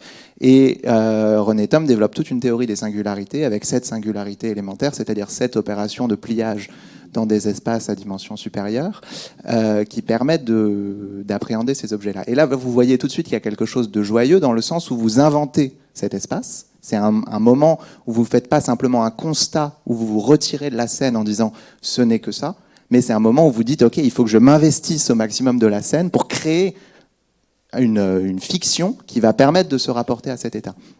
Et la merveille de la science et tout ça, c'est que de temps en temps, ça marche. C'est-à-dire le monde n'est pas fait comme nos abstractions, le monde n'est pas fait de code de 0 et 1, etc. Mais pour certains processus, cette manière de créer des objets est en affinité avec les processus. Et l'ordinateur, c'est un truc incroyable, ils arrivent à séparer la forme de la matière, ce qui est réalisé nulle part ailleurs dans l'univers. Et donc c'est une prouesse, un point local où ils réussissent un truc incroyable. Mais le problème, c'est de prendre l'ordinateur comme modèle pour comprendre tout le reste, en disant partout, il y a du 0 et du 1, du code qu'on pourrait abstraire de la forme et prendre notre cerveau et mettre sa conscience sur une clé USB. Et ça, voilà. Bon, mais je m'arrête là pour... il me reste 1 minute. Merci beaucoup. Je crois qu'on va devoir interrompre maintenant notre séance et merci de votre présence.